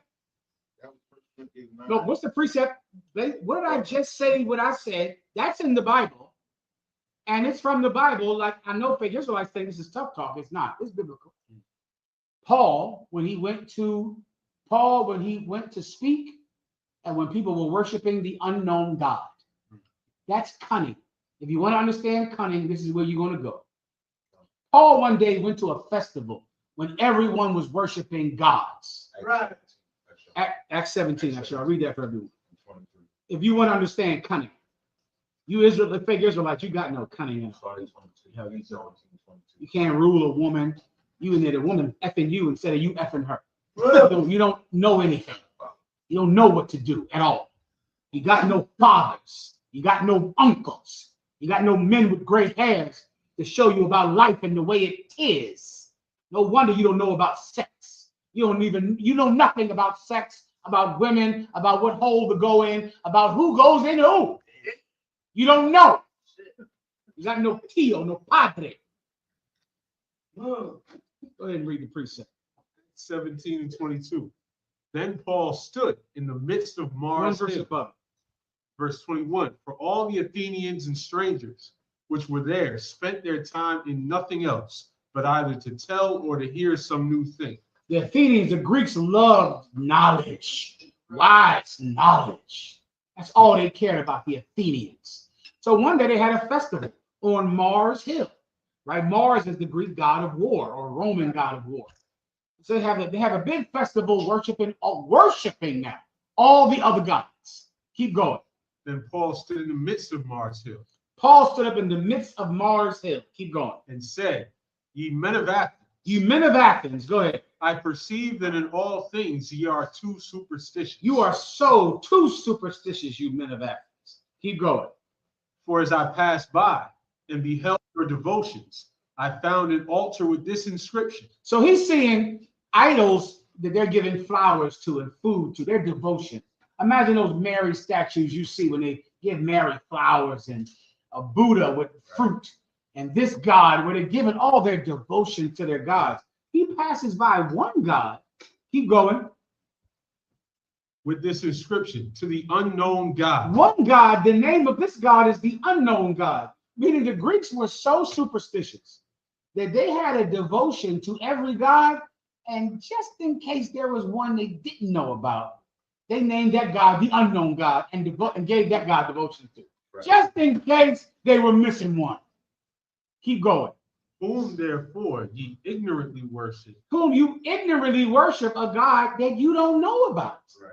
Keep going. Him declare I unto you. Him declare I unto you. They're making this statue to any God they don't know about. Paul is saying, I represent the God you don't know about. I represent the God of Israel. He's the God you don't know about. He's the one true living God. That, brother, is fishing. Right. That's how it's done. That's how it's done. You're going to see the Israelite School of UPK go in some old church. Captain Desariak sent me some old video with these broads. Wish I could put this up on the screen. Captain Mawakwad. Mawakwad, let me show you this here. Can I send you this, Ephraim? Let me send you what Mawakwad sent me that the brothers in Chicago will be in this week. Stand by. Unless somebody from Chicago is listening, you can send it to me. Oh, this old church full of silly broads with the head covered. Stand by, everyone. Do I have any other questions online? Yeah, this is a legendary class, sir. Oh, most high in Christ.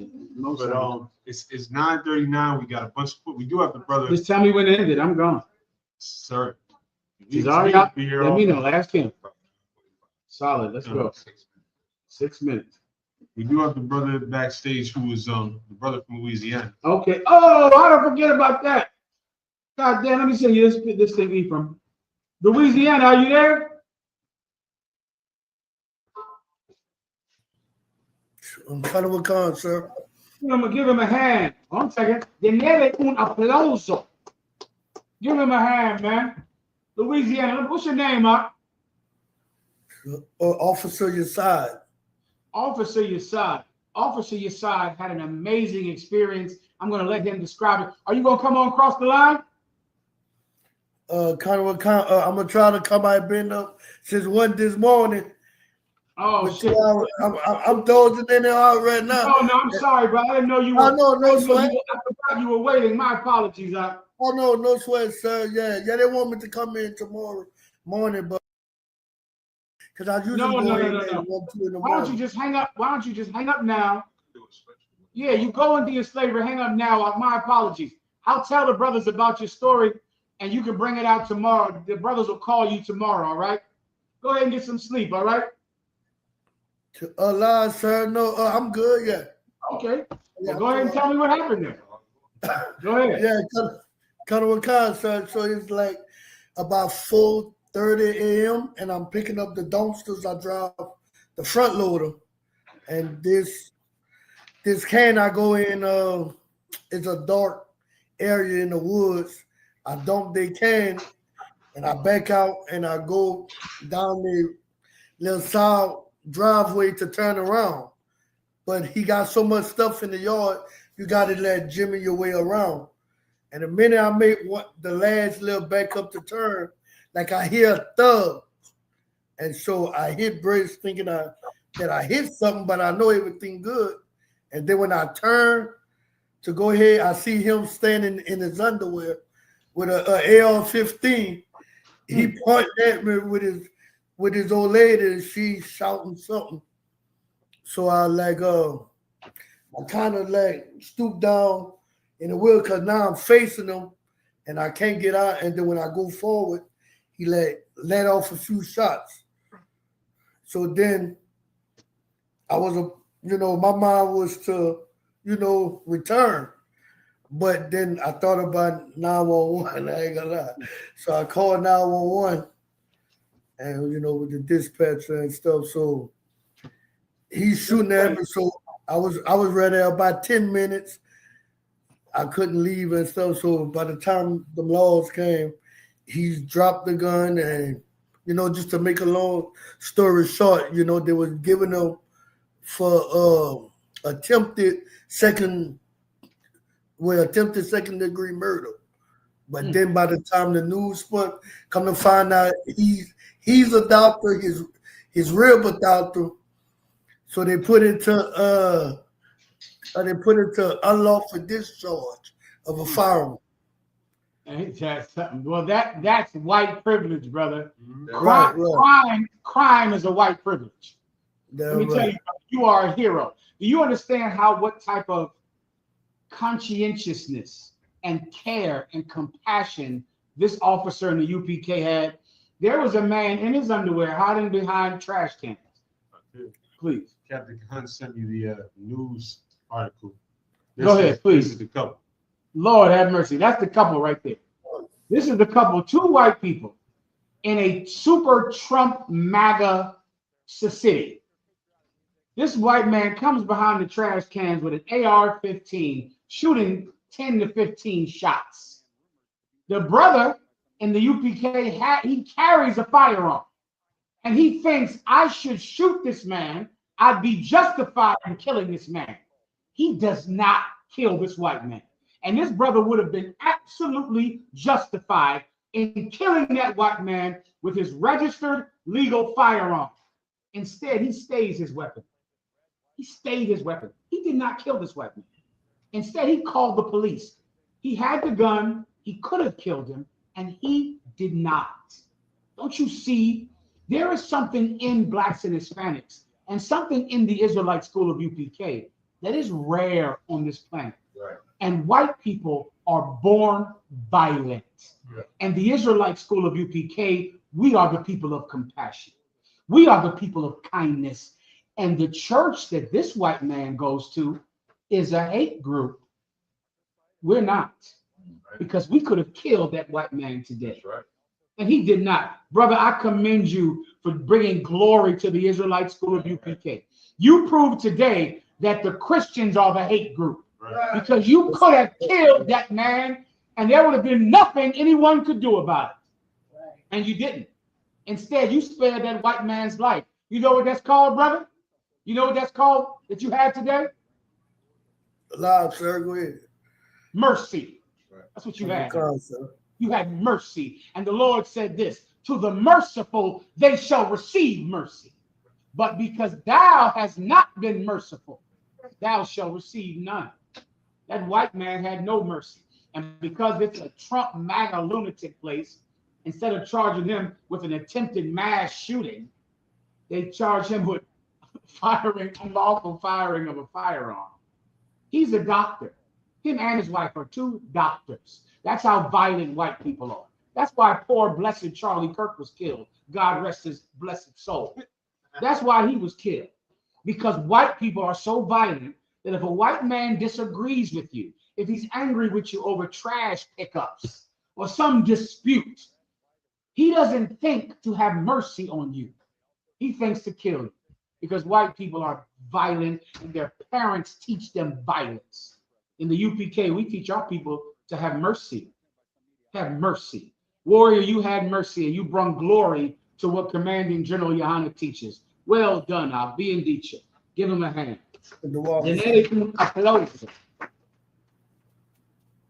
Good job, Bob. Was there anything else you wanted to say?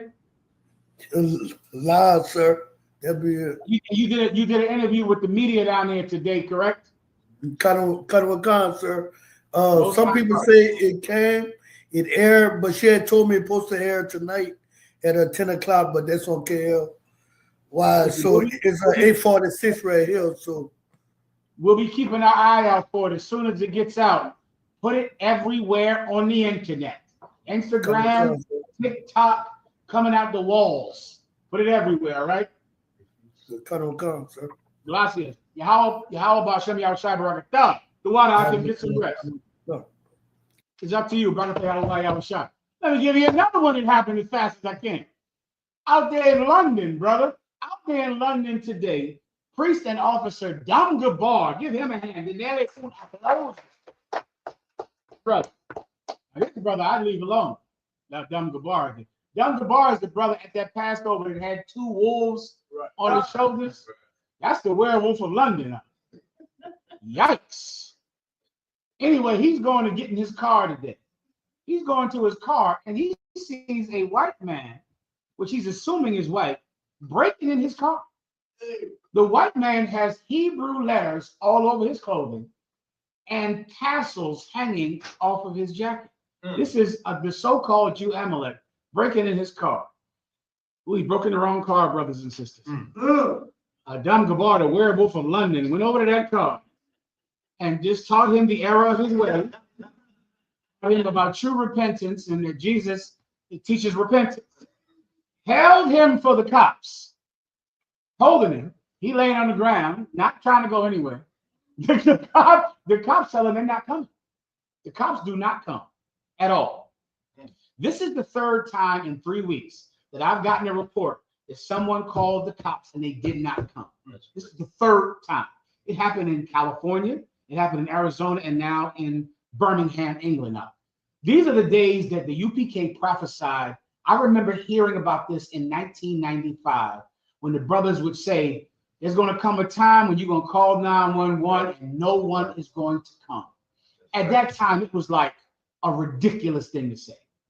At that time, it was like, what? At that time, if a woman picked up the phone and said, my husband is arguing, the cops came and arrested you. That's what happened. At that time, if your wife picked up the phone and said, he's yelling, the cops showed up and put you in jail. And brothers would complain about it all the time. And they were telling sisters, you better get right with your husband because there's going to come a time when you're going to call 911 and no one is going to show. Brother, this is the third time in 3 weeks that I've gotten a report that you call the cops and they say, we are not coming. We're not coming. That happened. That happened today. And this white man lived. He didn't have to live. He lived. And there's a lot of people in the truth out there in the UK who I would leave alone. That UK school is a school of bad men out there. I would leave them alone. I know their stories.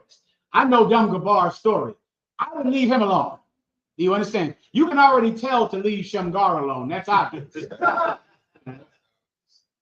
That dumb guard, that dumb Gabar, I leave him alone. You understand? I would not I would leave him be. I would not break into that car with that brother over there. Let me give you a short story if I could quickly. A brother from the UK called me last night.